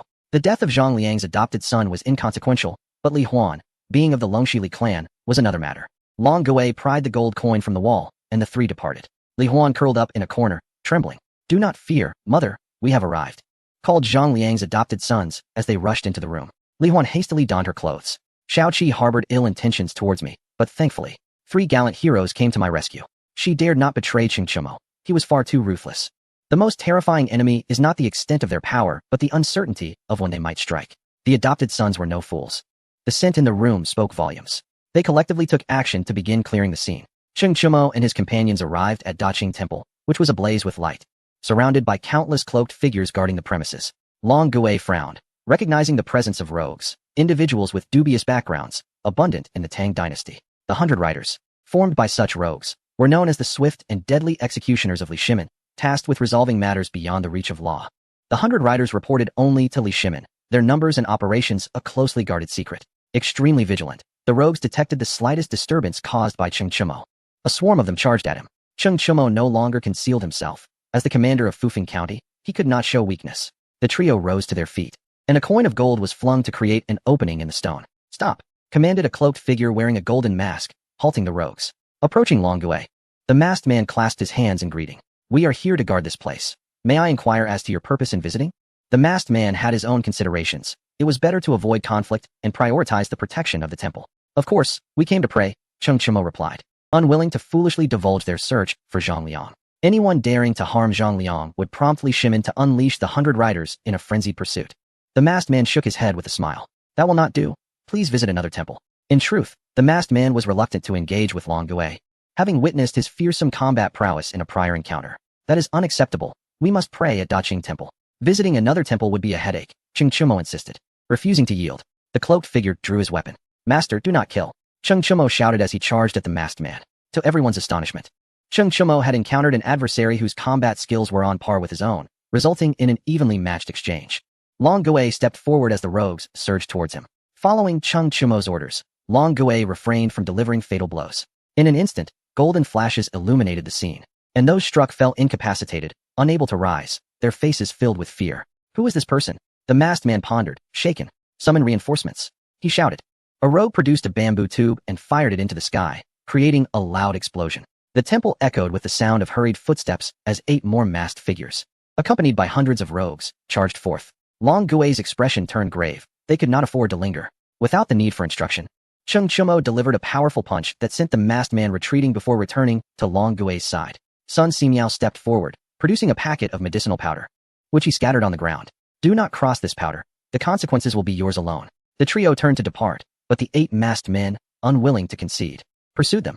As soon as they crossed the boundary of the powder, the 8 fell weak and uncontrollable, collapsing to the ground. "It's poisoned," one managed to utter before losing consciousness. The rogues stood in shock. Who were these individuals? They were terrifying. Qing Chimo and his companions returned, and the masked men braced themselves for a fight. "Return my gold coin," Long Gui demanded, hands clasped behind his back. The masked man stared blankly at him. "You defeat my men and return to demand your weapon? Must you be so audacious?" He ordered his subordinates to retrieve the gold coin and return it to Long Gui. Qing Chimo knelt to begin removing the masks. These were far more exquisite than their own. After unearthing 3 masks, the trio departed, satisfied. The entire city of Chang'an erupted in chaos. 3 heroes had arrived, each with remarkable skills, one claiming to be the commander of Fufeng County, another the Elder of Wealth, and the most fearsome, the Master of Poison. Among them, the Master of Poison was the most terrifying, an assassin concealed in shadows. The commander of Fufeng County was the most ruthless, having even taken Zhang Liang's wife. The Elder of Wealth was obsessively greedy. In the Imperial Hall, Empress Changsun was left speechless. The commotion was far too great. 8 members of the 100 Riders had succumbed to poison, dozens were injured, and Zhang Liang's adopted son was slain. In the Taiji Palace, Li Shimin sat cross-legged on a mat, surrounded by 4 elderly Taoist priests. Upon hearing the eunuch's report, Li Shimin opened his eyes. "Find out who those 3 are," he commanded before closing his eyes once more. In that moment, he resembled a man of great wisdom. Yet alas, he was merely a facade, unable to embody true detachment from desire. The eunuch hesitated, words caught in his throat. In times past, Li Shimin would have inquired. But in this moment, he lacked the inclination even to glance. The eunuch exited the Taichi Palace and arrived at the Lijiang Hall. "I pay my respects to Her Majesty, the Empress," he declared. The eunuch, steadfast in his loyalty, could only relay Li Shimin's intentions to Empress Changsun, as he was unable to counsel the emperor. "Your Majesty has commanded me to investigate the origins of those 3 individuals," he continued. "It matters not. You should attend to your duties, for His Majesty shall not inquire further, replied Empress Changsun. Summon Changsun Wuji, she added. The eunuch complied promptly. Soon, Changsun Wuji arrived at the Lijiang Hall, greeting the Empress with a smile. Sister, what summons you to call upon your elder brother?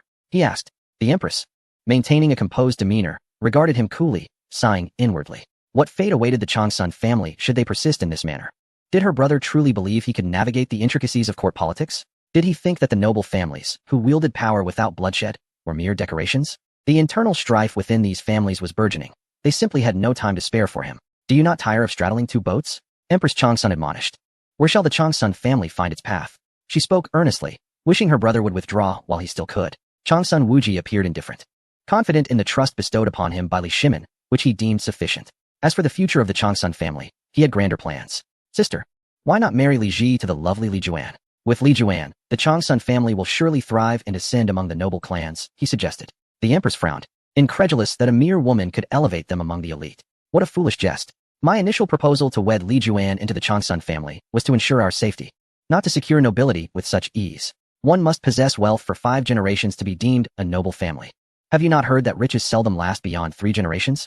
Our second generation already shows signs of decline. Where are the talents among the younger generation? She retorted, incredulous at her brother's naivety. Li Juan is already betrothed. Do not entertain such thoughts any longer. I implore you, withdraw while you still can, she warned coldly. Changsun Wuji bowed. I shall ponder this with great care upon my return, he replied, as the siblings' conversation faltered, the distance between them widening from familial ties to their respective positions. The Empress waved her hand, and Changsun Wuji took his leave. Li Ji emerged. Mother, uncle has gone too far, he remarked. As the most benevolent among your brothers, do not follow in their footsteps, understand? The Empress affectionately ruffled Li Ji's hair. He nodded obediently. Mother, should I speak to father about the elixir? It is a mere fabrication. Observing the distress between his sister and mother regarding the elixir, he wished to contribute. The Empress shook her head. Such matters are best left to me as a wife. Concentrate on your studies, do you understand? If you lack anything, speak to your sister. She is quite well off. She deftly changed the subject. At the mention of this, Li Ji's face brightened. His sister Li Juan was indeed affluent, possessing an abundance of delectable treats and endless wealth. Able to purchase anything she desired. She was most generous, always providing him with what he requested. 3 days later, flames engulfed the great celebration temple as a battalion launched an assault. Cheng Chumo and his companions observed from a distance. This time, it was not their hand at work. Who could it be? Cheng Chumo pondered, unable to fathom who dared to challenge the elixir without fearing Li Shimin's wrath. Yet, there were indeed those unafraid. And they were not few in number. The assailants were all assassins, employing a one-for-one tactic, suffering heavy losses among the rogues. Long Gui announced, it is time for us to act. The trio approached the great celebration temple, where the battle raged on, arriving at a relatively quiet spot. Long Gui was the first to scale the wall. Upon entering, a group of rogues charged at him, and he swiftly dispatched them. The 3 continued onward. Ahead lay the Hall of Buddha, where they dispersed and concealed themselves in the shadows. It is ill-advised to enter, Cheng Chumo observed, noting the throng of masked figures stationed at the entrance. He turned to Sun Simiao, hoping he could incapacitate the foes with poison.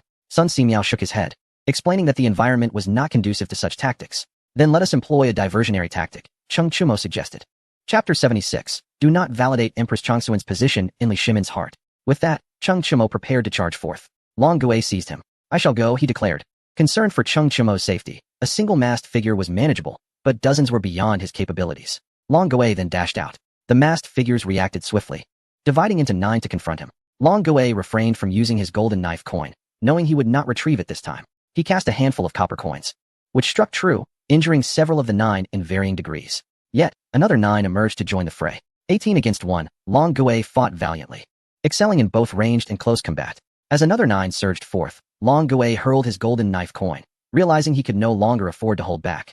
Retreating while battling, he retreated to where Cheng Chumo and Sun Simiao were engaged. Sun Simiao unleashed a swarm of fire ants, but the masked figures waved their sleeves, stirring up a cloud of dust. The fire ants perished before nearing their target. Sun Simiao's expression darkened. The items he had procured were unreliable. Fall back, he urged. As Cheng Chumo hastily complied, Sun Simiao produced a series of silver needles. Sleep now, he commanded, launching the needles with precision. Although their lethality paled in comparison to Long Gui's golden knife coin, they were exceedingly difficult to evade, causing many masked figures to collapse. Cheng Chumo seized this opportunity to charge ahead. The masked figures engaged with Long Gui sought to intervene, but Long Gui executed a sweeping maneuver that felled all opponents. The trio burst into the Buddha Hall, finding it eerily vacant. Cheng Chumo's countenance darkened. They had fallen into a trap. Zhang Liang was not here to concoct the elixir. This was merely a ruse, with all eyes drawn here while he conducted his work unimpeded. Retreat, Cheng Chumo commanded. No sooner had he spoken than Long Gui and Sun Simiao were already at the entrance. The sound of hooves approached ominously. Cheng Chumo's heart sank. There was no escape. The dark-clad armored cavalry surrounded the Buddha Hall, and the battle outside was nearing its conclusion. The three exchanged glances, resolute. We must break through, Cheng Chumo declared. Zhang Liang emerged from the throng, hands clasped behind his back, laughing uproariously. You think to disturb my alchemical endeavors? You are sorely mistaken. Cheng Chumo stepped forward. His gaze steady. Zhang Liang, curious about Cheng Chumo's identity, offered, if you pledge your allegiance to me, I can grant you a path to safety. It was not genuine affection for talent. It was the mindset of the landlord, wishing to hoard valuable resources. Cheng Chumo, hands clasped behind his back, rasped. Do you truly believe you have us at your mercy? Withdraw your men now, and I may spare you. Zhang Liang erupted with laughter. Spare me? In all of Tang.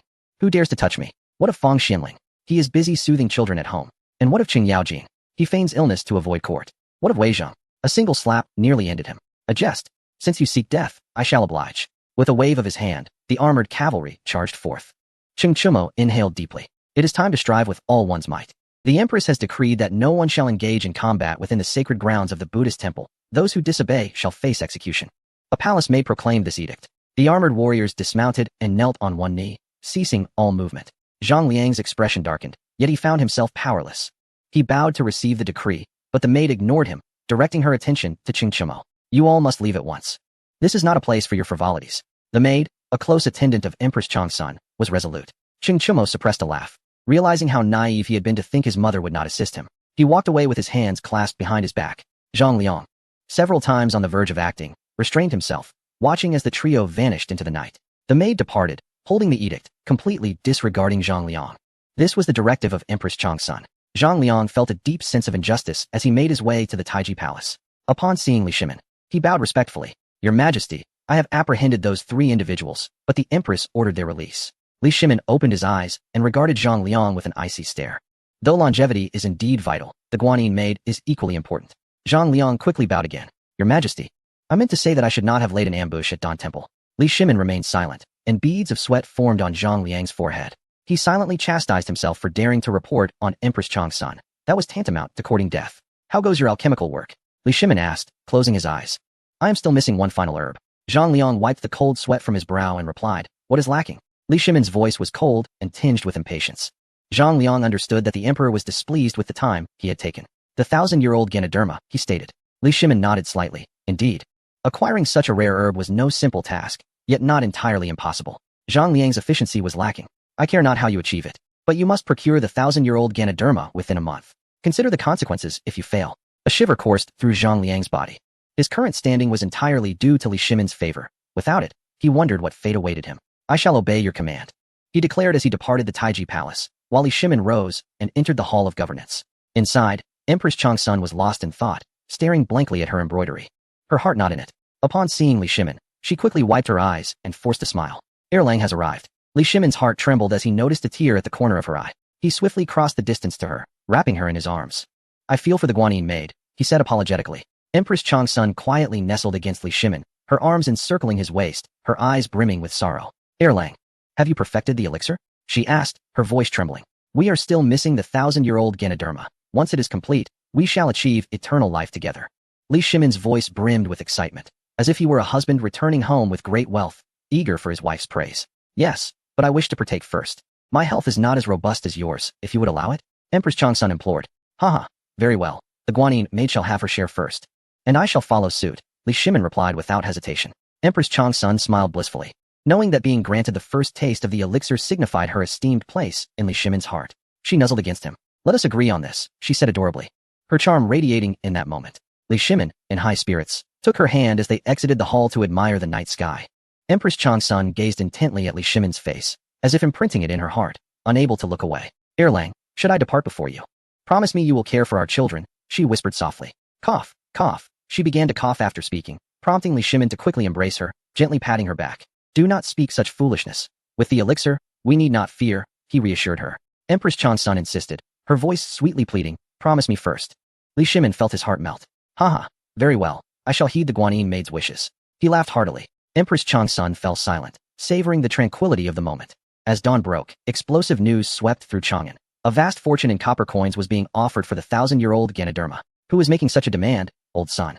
Sun Simiao remained silent, glaring at Long Gue. Do you dare to challenge the efficacy of my poison? Long Gue ignored him, behaving like a child despite his age. What kind of potion requires the 1,000-year-old Ganoderma? It must be the elixir of immortality, Long Gue asserted. Cheng Chumo nodded in agreement. The three of them resolved to fish, using the Ganoderma as bait, knowing that any direct contact with Zhang Liang or the prescription would resolve their issues. Chapter 77.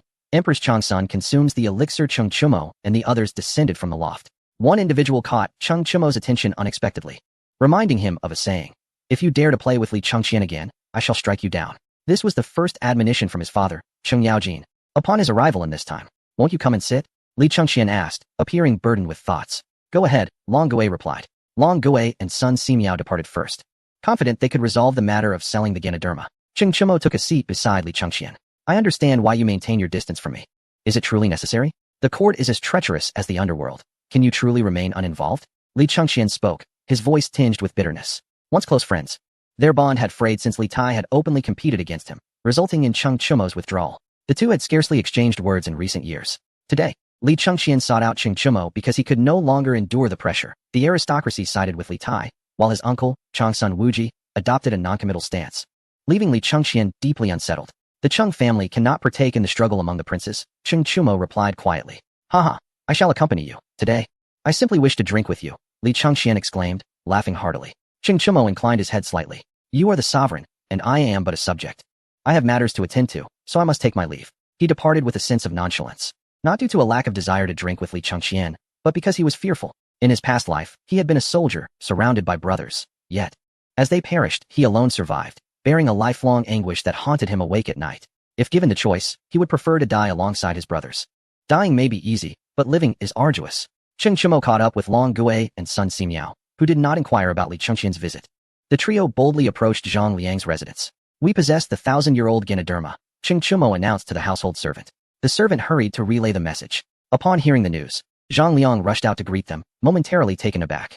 What brings you here? Are you seeking death? Do you think me easily bullied? Zhang Liang's tone was frosty. Cheng Chumo tossed a small piece of Ganoderma to Zhang Liang, who displayed excitement. Ganoderma. Ha ha ha, guests are welcome. Please, come in. There are no eternal enemies or eternal friends. As long as interests align, even foes can become allies. Moreover, Zhang Liang and the trio had no enmity to begin with. What would he think if he knew this person was Cheng Chumo? A few individuals entered the living room, serving tea and preparing money. Slow down, Zhang Liang instructed. Cheng Chumo raised his hand to stop him. His intention was not to discuss money. In fact, he had little regard for vast fortunes. Let us speak of collaboration.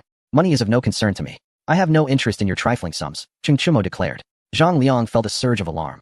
This man must possess immense wealth if he dismisses fortunes so casually. His tone did not seem to suggest mere boasting. What kind of collaboration do you envision? Zhang Liang inquired. I wish to practice alongside you, Cheng Chumo replied. Zhang Liang furrowed his brow. He had no authority to make such a decision. Though he wanted to refuse, the time constraint imposed by Li Shimin was too pressing. Only a month remained. Gritting his teeth, he relented. Very well. Cheng Chumo smiled, victorious. Follow me. Zhang Liang stood and walked ahead, with Cheng Chumo and his companions calmly following, confident that Zhang Liang would not dare employ any tricks. The four of them entered the basement through a concealed passage from the study. The basement was brightly lit, with a group of sorcerers concocting elixirs. To be candid, we still require the final ingredient, a millennium-old Reishi mushroom. Zhang Liang focused intently on the golden mask, seemingly attempting to peer into Cheng Chumo's thoughts. Cheng Chumo scoffed internally. He knew exactly what kind of person Zhang Liang was. This was merely an act. He could discern nothing. Rest assured, we possess the Reishi, Cheng Chumo asserted. Zhang Liang nodded in satisfaction. Sun Simiao circled the large cauldron, frowning at the pungent aroma emanating from within. The cauldron contained a thick, white liquid. Sun Simiao retrieved a piece of something resembling Reishi from his pocket and tossed it to Zhang Liang. Zhang Liang eagerly caught it, carefully adding it into the cauldron. The liquid within began to bubble and thicken. Extinguish the flames. A sorcerer shouted. The sorcerer responsible for the fire hurriedly removed the wood from beneath the cauldron. Once the liquid cooled, the sorcerers used a spoon to scoop it out, molding it into circular shapes before delicately placing them into a bottle. Cheng Chumo's heart raced with apprehension. What on earth was this? Once solidified, the substance appeared silvery white. What could possibly be silvery white? Mercury. The mixture contained mercury. Mercury is a chronic poison. In small amounts, it may seem harmless, yet the toxins accumulate in the body. Those with weak constitutions cannot detoxify themselves and are doomed. Zhang Liang, holding the bottle, laughed heartily. This elixir will grant immortality. Sun Simiao could not help but exclaim. Zhang Liang himself was unsure, but feigned confidence. Indeed. His response was resolute. King Yu? Cheng Chumo roared in anger, immediately striking out. He kicked Zhang Liang to the ground. Long Gui and the others sprang into action. The sorcerers were not to be underestimated. Some had skills, but after a few rounds, they all perished. When Cheng Chumo searched for Zhang Liang again, he discovered he had already dashed to the entrance of the secret passage. Huh, did you truly believe I would trust you? Wait here to meet your demise. Zhang Liang laughed maniacally, preparing to slam the door shut. Long Gui hurled a golden knife, firmly wedging it in the door. Zhang Liang had no choice but to abandon his plan and flee. Cheng Chumo and his companions pursued him, only to find no trace of Zhang Liang. This was disastrous. Cheng Chumo's heart raced with urgency. Zhang Liang would undoubtedly deliver the elixir to the palace. Cheng Chumo intended to head to the palace, but Long Gui restrained him. Shaking his head, Cheng Chumo lamented internally. What good would it do to go to the palace? Could he even gain entry? Unthinkable. Zhang Liang rushed into the palace to meet Li Shimin. Congratulations, Your Majesty. The elixir has been successfully refined. Zhang Liang presented the bottle to Li Shimin, whose hands trembled slightly. It has finally succeeded. Empress Changsun entered, dressed in a resplendent red phoenix robe. Erlang, the elixir has arrived, hasn't it? She approached Li Shimin, gazing at him with a lingering affection, biting her lip. Li Shimin remained oblivious to the expression on Empress Changsun's face. With the Guanyin maid, we can achieve immortality. Li Shimin exclaimed with excitement. Empress Changsun forced a smile, casting a cold glance at Zhang Liang as she reached for the bottle. She poured out a glimmering silver elixir and, closing her eyes, placed it into her mouth. Li Shimin watched her intently, eager to witness the transformation of the Guanyin maid into an immortal being. After a lengthy pause, Empress Changsun clutched her abdomen, beads of sweat forming on her forehead. Erlang. Empress Changsun fainted. Li Shimin panicked. Guanyin maid, what has happened? Do not frighten me. His fierce gaze turned towards Zhang Liang. Zhang Liang trembled and hurriedly explained. Your Majesty, please remain calm. It may simply be a normal reaction to the transformation. Zhang Liang began to babble incoherently. Yes, that must be it. At this point, Li Shimin still had not grasped the reality, stubbornly believing it was a standard reaction. Did he need to wait for Empress Changsun to perish? Those directly involved were often oblivious. The eunuchs, seeing the urgency, quickly sought the imperial physician. When the physician arrived and examined Empress Changsun's pulse, he bowed to Li Shimin after a while. Your Majesty, the Empress is in an extremely weakened state. Her pulse is chaotic. Li Shimin felt a wave of dizziness. Staggering a few steps. This cannot be. How could this happen? Chapter 78. Li Shimin awakens, yet remains unaware at this moment. Li Shimin's eyes were bloodshot. He could not believe the outcome. Empress Changsun's frail health had made her susceptible, and the mercury in the elixir was the final straw that broke her. Even if she were not in immediate danger, her lifespan was now severely limited. The gentle smoke fell to the ground and turned to ash. Every tale must ultimately end in sorrow. Mother. Li Chengxian burst into the great hall, collapsing beside the bed in tears. Mother has been unwell during this time. I have been preoccupied with suppressing Li Tai and haven't visited even once. The most dreadful thought crossed his mind. He had hoped his father, Li Shimin, would consume the elixir and ultimately perish. Li Shimin was pitiful. Within the entire Tang dynasty, only his Guanyin maid wished for his survival. Li Chengxian's eyes reddened as he rubbed his face in despair. Mother will be fine. I will summon the divine physician. The physician is with Cheng Chumo. Do not worry. Mother. As Li Chengxian thought of Cheng Chumo, he realized the physician was his only hope. The prince was in Fufeng County. The journey would be long, and a round trip could take a considerable amount of time. We cannot admit that the prince is in Chang'an. That would be disastrous, Li Lizzie said, her voice trembling with distress. She was no fool. She could not allow Cheng Chumo to become a target for her father's wrath. If they admitted Cheng Chumo was in Chang'an, how would Li Shimin react? You have conspired in advance, keeping me in the dark? The mind of a ruler is inscrutable. Li Chengxian cast a surprised glance at his sister. Li Lizzie quickly lowered her head. Yes. Hurry to Fufeng County and bring the divine physician back. Li Shimin agreed, his voice urgent and his demeanor restless, ready to erupt at any moment. No one in the hall dared to speak. Erlang, Empress Changsun whispered, her eyes fluttering open. Her complexion pale as paper, her voice weak.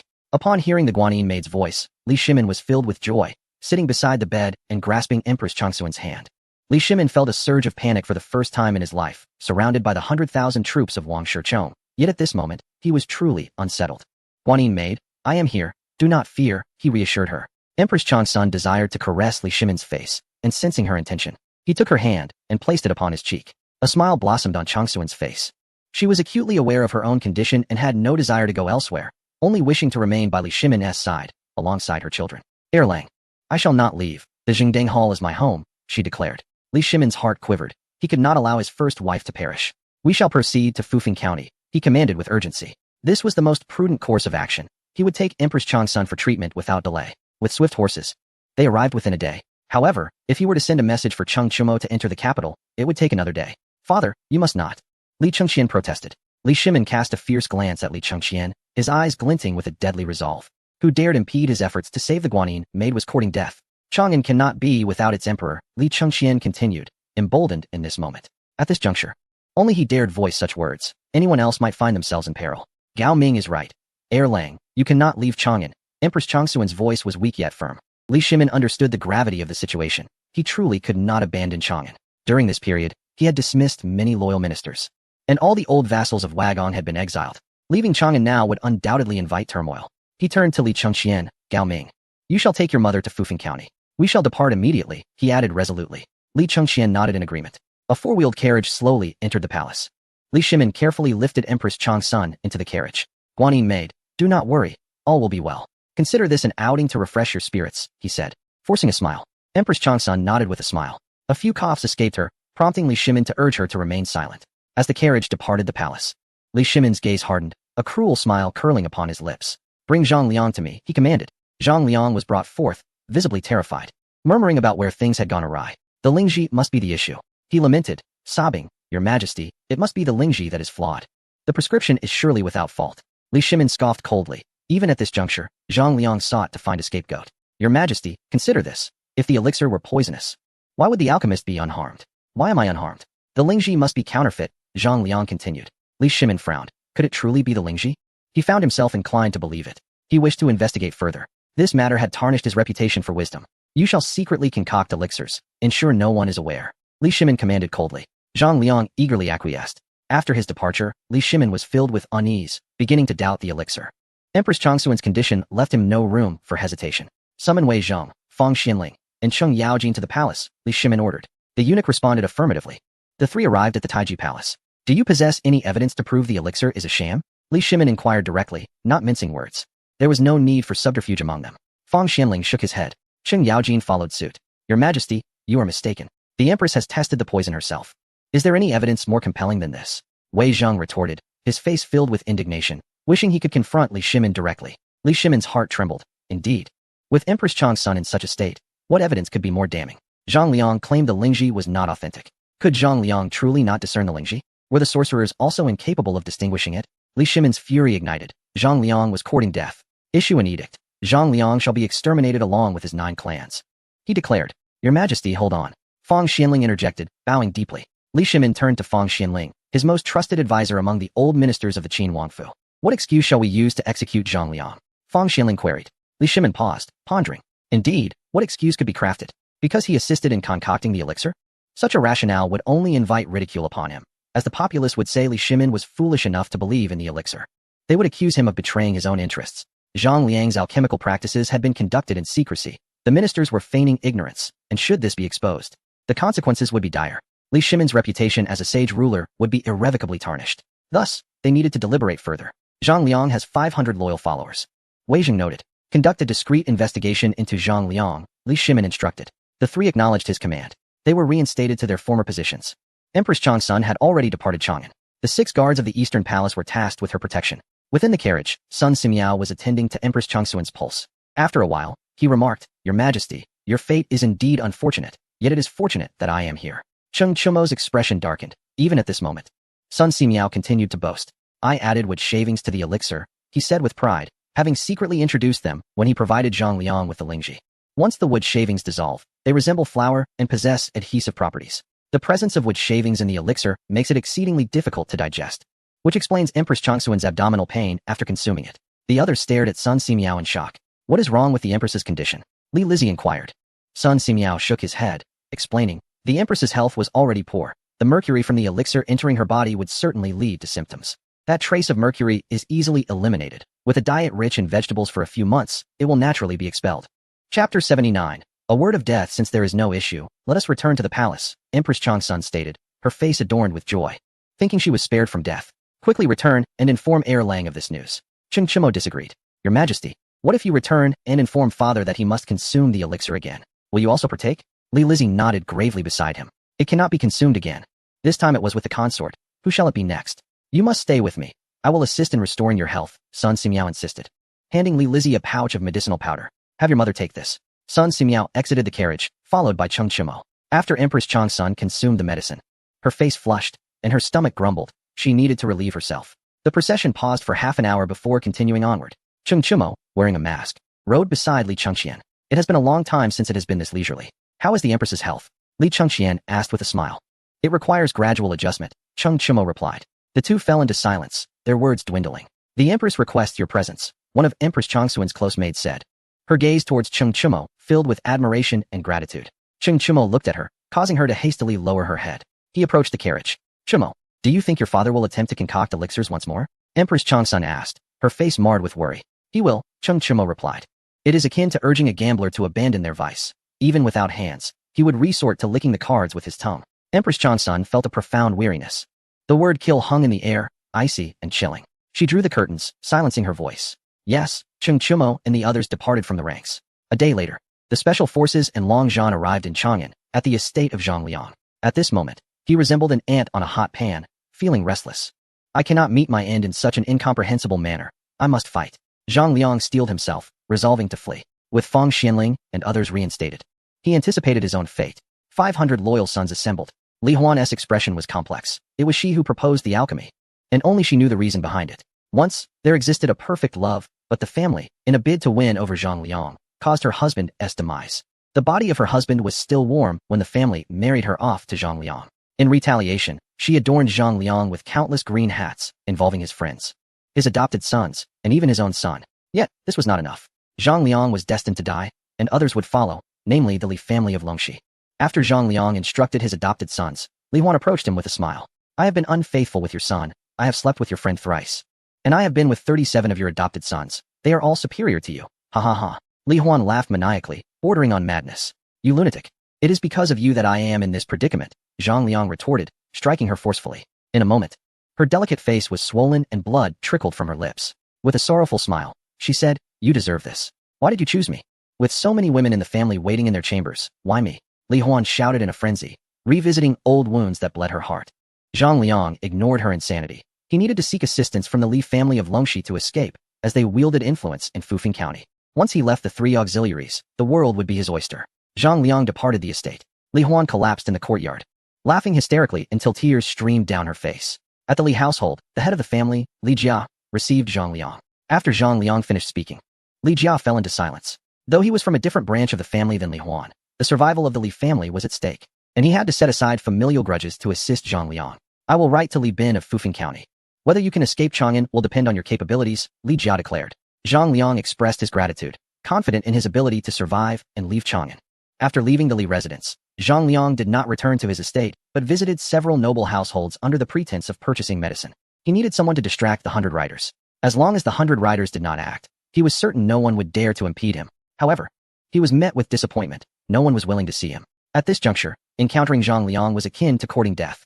Upon returning to the estate, he found Li Huan disheveled, seated on the steps. You shall die tonight, and I am quite pleased, she remarked, choosing not to engage with him further. Deep down, she understood that Zhang Liang would not face death alone. His entire clan would be exterminated, and she too would perish. Returning to her chamber, she retrieved her favorite rouge and began to apply it, determined to look beautiful even in death. Night fell. Zhang Liang's adopted son took control of one of the 6 guards of the southern Yamen. Coincidentally, it was their turn to guard the city. Clad in armor, Zhang Liang prepared to depart. Li Huan stood at the doorway, holding a yellow embroidered dragon robe. Why not be bold, since we are all destined to die? Do you dare wear this robe? She teased. Zhang Liang's face darkened, his heart trembling. Regret washed over him. Why had he ever chosen this woman? She was nothing but a madwoman. He shot her a glare and left. What a waste, Li Huan muttered softly. A person about to die hesitated to don a dragon robe. It was of little consequence if he did not wear it. This robe would only serve to add another charge against Zhang Liang, leaving him without a chance for redemption. As the city gates opened, Zhang Liang stepped forth. Ha ha ha. I, Zhang Liang, shall not perish. He exclaimed in jubilation, astonished at how smoothly everything had unfolded. Is that so? Cheng Chumo emerged from the shadows. Zhang Liang's expression turned furious. It is you. Without you, how would I have come to this? I will kill you, he bellowed. His adopted sons charged at Cheng Chumo, who wore a disdainful expression. Today, he was not alone. The special forces drew their tang swords.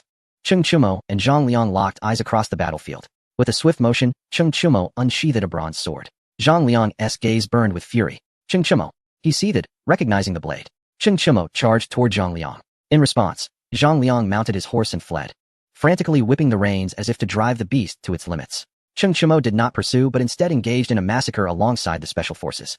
Zhang Liang's adopted sons displayed decent combat prowess, yet it was merely decent. The city guards prepared to charge in to rescue Zhang Liang's adopted sons. Unaware of the misdeeds Zhang Liang had committed, they followed their commander without question. Zhang Liang was their leader, and those adopted sons were their superiors. Yuqi Jingda halted their advance.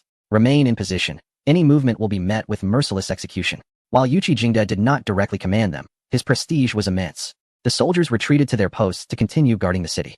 Yuqi Jingda gazed down at the scene. Zhang Liang's adopted sons had suffered heavy casualties. He returned to the palace to report. Is the matter resolved? Li Shimin inquired, his face grim. Yes, Yuqi Jingda affirmed. Who was responsible for intercepting Zhang Liang? Li Shimin continued. Yuqi Jingda dared not conceal the truth. Cheng Chimo. A bitter smile crossed Li Shimin's lips. He understood whose idea it was. It must have been Guanin's maid who ordered Cheng Chimo to eliminate Zhang Liang. A pang of guilt struck him. His wife had gone so far as to hunt down nobility for his sake. What would become of the Li family? Yuqi Jingda asked. Li Shimin fell silent, troubled as he sought an excuse to deal with the ambitious Li Jing. Was this not the opportunity he needed? You may withdraw, Li Shimin instructed. After Yuqi Jingda left, Li Shimin turned his gaze toward the shadows. Go, and bring back the items. Understood. Chapter 80. The death of Zhang Liang. Zhang Liang rode for 30 miles. Reaching the Weishui River, he found himself with no way to retreat, confronted by 100 figures dressed in black. Zhang Liang bitterly smiled. What merit did he possess to warrant such a blockade? Hand over the prescription, one of them demanded. If I give you the prescription, will you spare my life? Zhang Liang made a final desperate plea. He relished his opulent life and did not wish to die. No, replied the man curtly. Zhang Liang's face darkened. Since death was inevitable, why should he comply? He retrieved a piece of parchment from his robe, stuffed it into his mouth, and swallowed it. Thinking no one would obtain it, the black-clad figures surged toward him. Swallowing it is of no concern. We can extract it, one of them taunted. Zhang Liang attempted to turn his horse, but a tethering rope tripped both him and the steed, sending them crashing to the ground. The black-clad assailants closed in, and Zhang Liang fought desperately, but soon he was pierced by several blades. As more black-clad figures rushed in, a clash ensued. And by the time Cheng Chimo arrived in pursuit, Zhang Liang had already been rescued. Cheng Chimo frowned, pondering who could possibly come to his aid. Zhang Liang was brought to a dense jungle, where an individual emerged from the shadows. Hand it over, the figure commanded. Zhang Liang trembled at the sight. His eyes filled with despair, surrendering to his fate. He was forcibly stripped of his possessions. The man furrowed his brow and, with a swift motion, ended Zhang Liang's life. Dig him up, he ordered, as other cloaked figures complied. When a man faces death, his words may still deceive, even in his last moments. Huh. The black-clad figures dispersed, leaving Zhang Liang's lifeless body discarded in the wilderness. Silence enveloped the court. Li Shimin wielded his blade, exacting vengeance upon Zhang Liang's entire clan. When he reached Li Huan, a flicker of hesitation crossed his mind. He turned to Li Jing. How shall we deal with her? Li Jing's face twitched, a bitter pang in his heart as he realized there was no escaping the inevitable. He bowed respectfully. I beseech your majesty to spare Li Huan's life. I am willing to bear her punishment. Li Shimin acknowledged Li Jing's loyalty to the Tang dynasty. Your dedication is commendable, yet merit must be weighed against transgression. For now, return home to recuperate. Hou Junji is quite capable and has won my favor, but he lacks a worthy mentor. What are your thoughts? Li Shimin queried with a smile. Li Jing felt helpless. If Li Shimin intended to strip him of military authority, he could have simply stated it outright. He had long wished to retire gracefully. But the idea of mentoring Hou Junji troubled him. There were many young generals in the Tang dynasty. Why was Hou Junji chosen? Your majesty, might I instead instruct Cheng Chimo? Li Jing proposed, reluctant to mentor Hou Junji due to his close ties with the crown prince, Li Chengqian. Li Shimin pondered, realizing the merit in mentoring Cheng Chimo, who had demonstrated exceptional potential lately and promised to become a formidable general. Your insight is appreciated. You shall take on the task of guiding these two, he decreed. Li Jing, feeling the weight of his duty, accepted with reluctance. He bowed deeply and exited with a newfound lightness in his step, as though a decade had been lifted from his age. Li Shimin found himself puzzled by the oddity of the situation. While others returned home in despair, Li Jing appeared quite pleased. In Fufeng County, Li Bin, confined to a wheelchair, managed the affairs of the county. A letter was delivered to him, and upon reading it, his eyes reddened. Zhang Liang, you deserve death. The implication from Li Jia was to assist Zhang Liang, yet Li Bin wished for his demise. Very few knew that Li Huan was Li Bin's elder sister. Arrange for me to meet the Earl, Li Bin instructed. Upon encountering Cheng Chimo, Li Bin rose to pay his respects. I implore the Earl to spare my sister's life. Cheng Chimo was at a loss for words. It seemed Li Bin was oblivious to the presence of authority. Who is your sister? Asked Empress Zhang Sun. Li Bin's heart raced at the mention of her name, for he feared the Empress after a previous confrontation. He hastily bowed. Your Majesty, my sister is Li Huan. Oh. Empress Zhang Sun replied, surprised to discover that the rumored viper, Li Huan, was his sister. Who would have imagined that the refined Li Bin had such a fierce sibling? She glanced at Cheng Chimo, who understood immediately. Dear mother, Li Bin has been diligent in managing Fufeng County. Please lend him your assistance. Qing Chumo spoke earnestly. Empress Zhang's son was speechless. His attempt at persuasion seemed rather naive. Very well, one Li Huan is of no great consequence, she consented.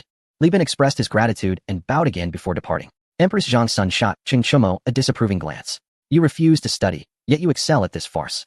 I have never encountered someone as foolish as you. Should Li Chengxian hear this, he would be envious, for what seemed like criticism was, in fact, a compliment.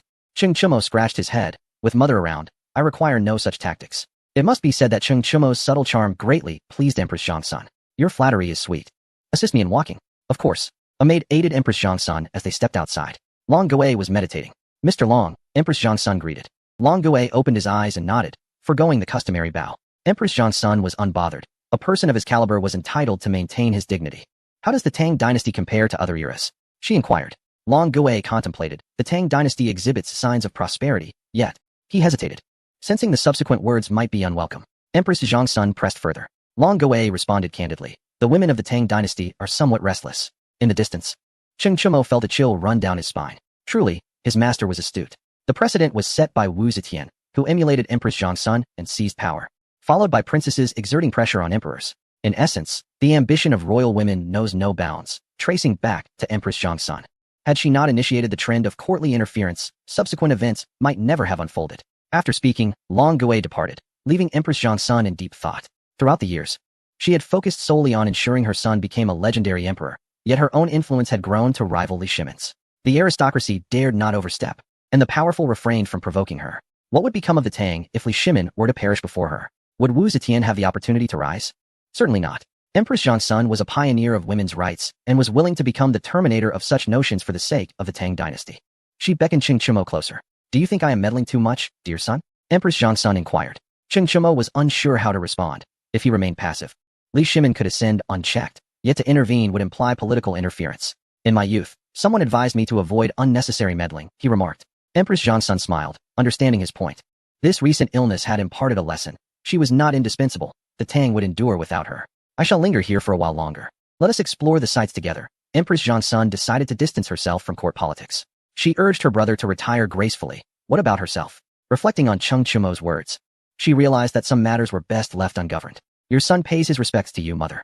Li Chengxian approached to offer his salutation. Empress Zhang's son nodded with a smile. When will Gao Ming return to the capital? Li Chengxian felt awkward. He knew he could not conceal anything from her. I plan to return to the capital in the coming days, and I ask that you release Ho Junji. Chapter 81. Target Changbai Mountain. Empress Zhang's son turned to Qing Chumo.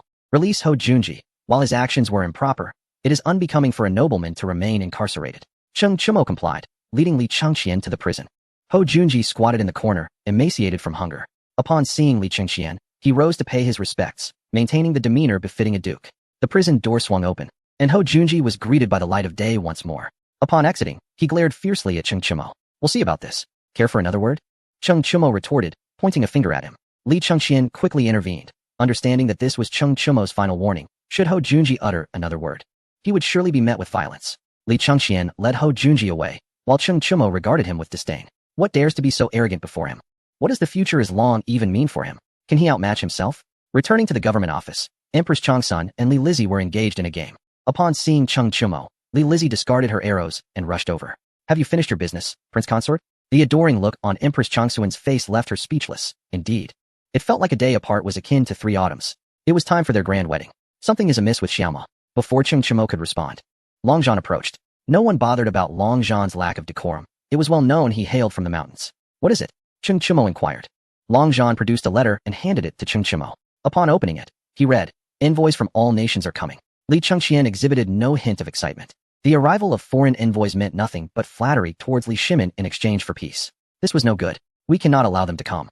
How can we expand our territory if they do? Mother, we must prevent their arrival, Qing Chumo insisted. Empress Changsun shot him a glance, bemused. This boy truly had no fear of Erlang's wrath. You should meddle less in such matters. I am here to recuperate, not to adjudicate.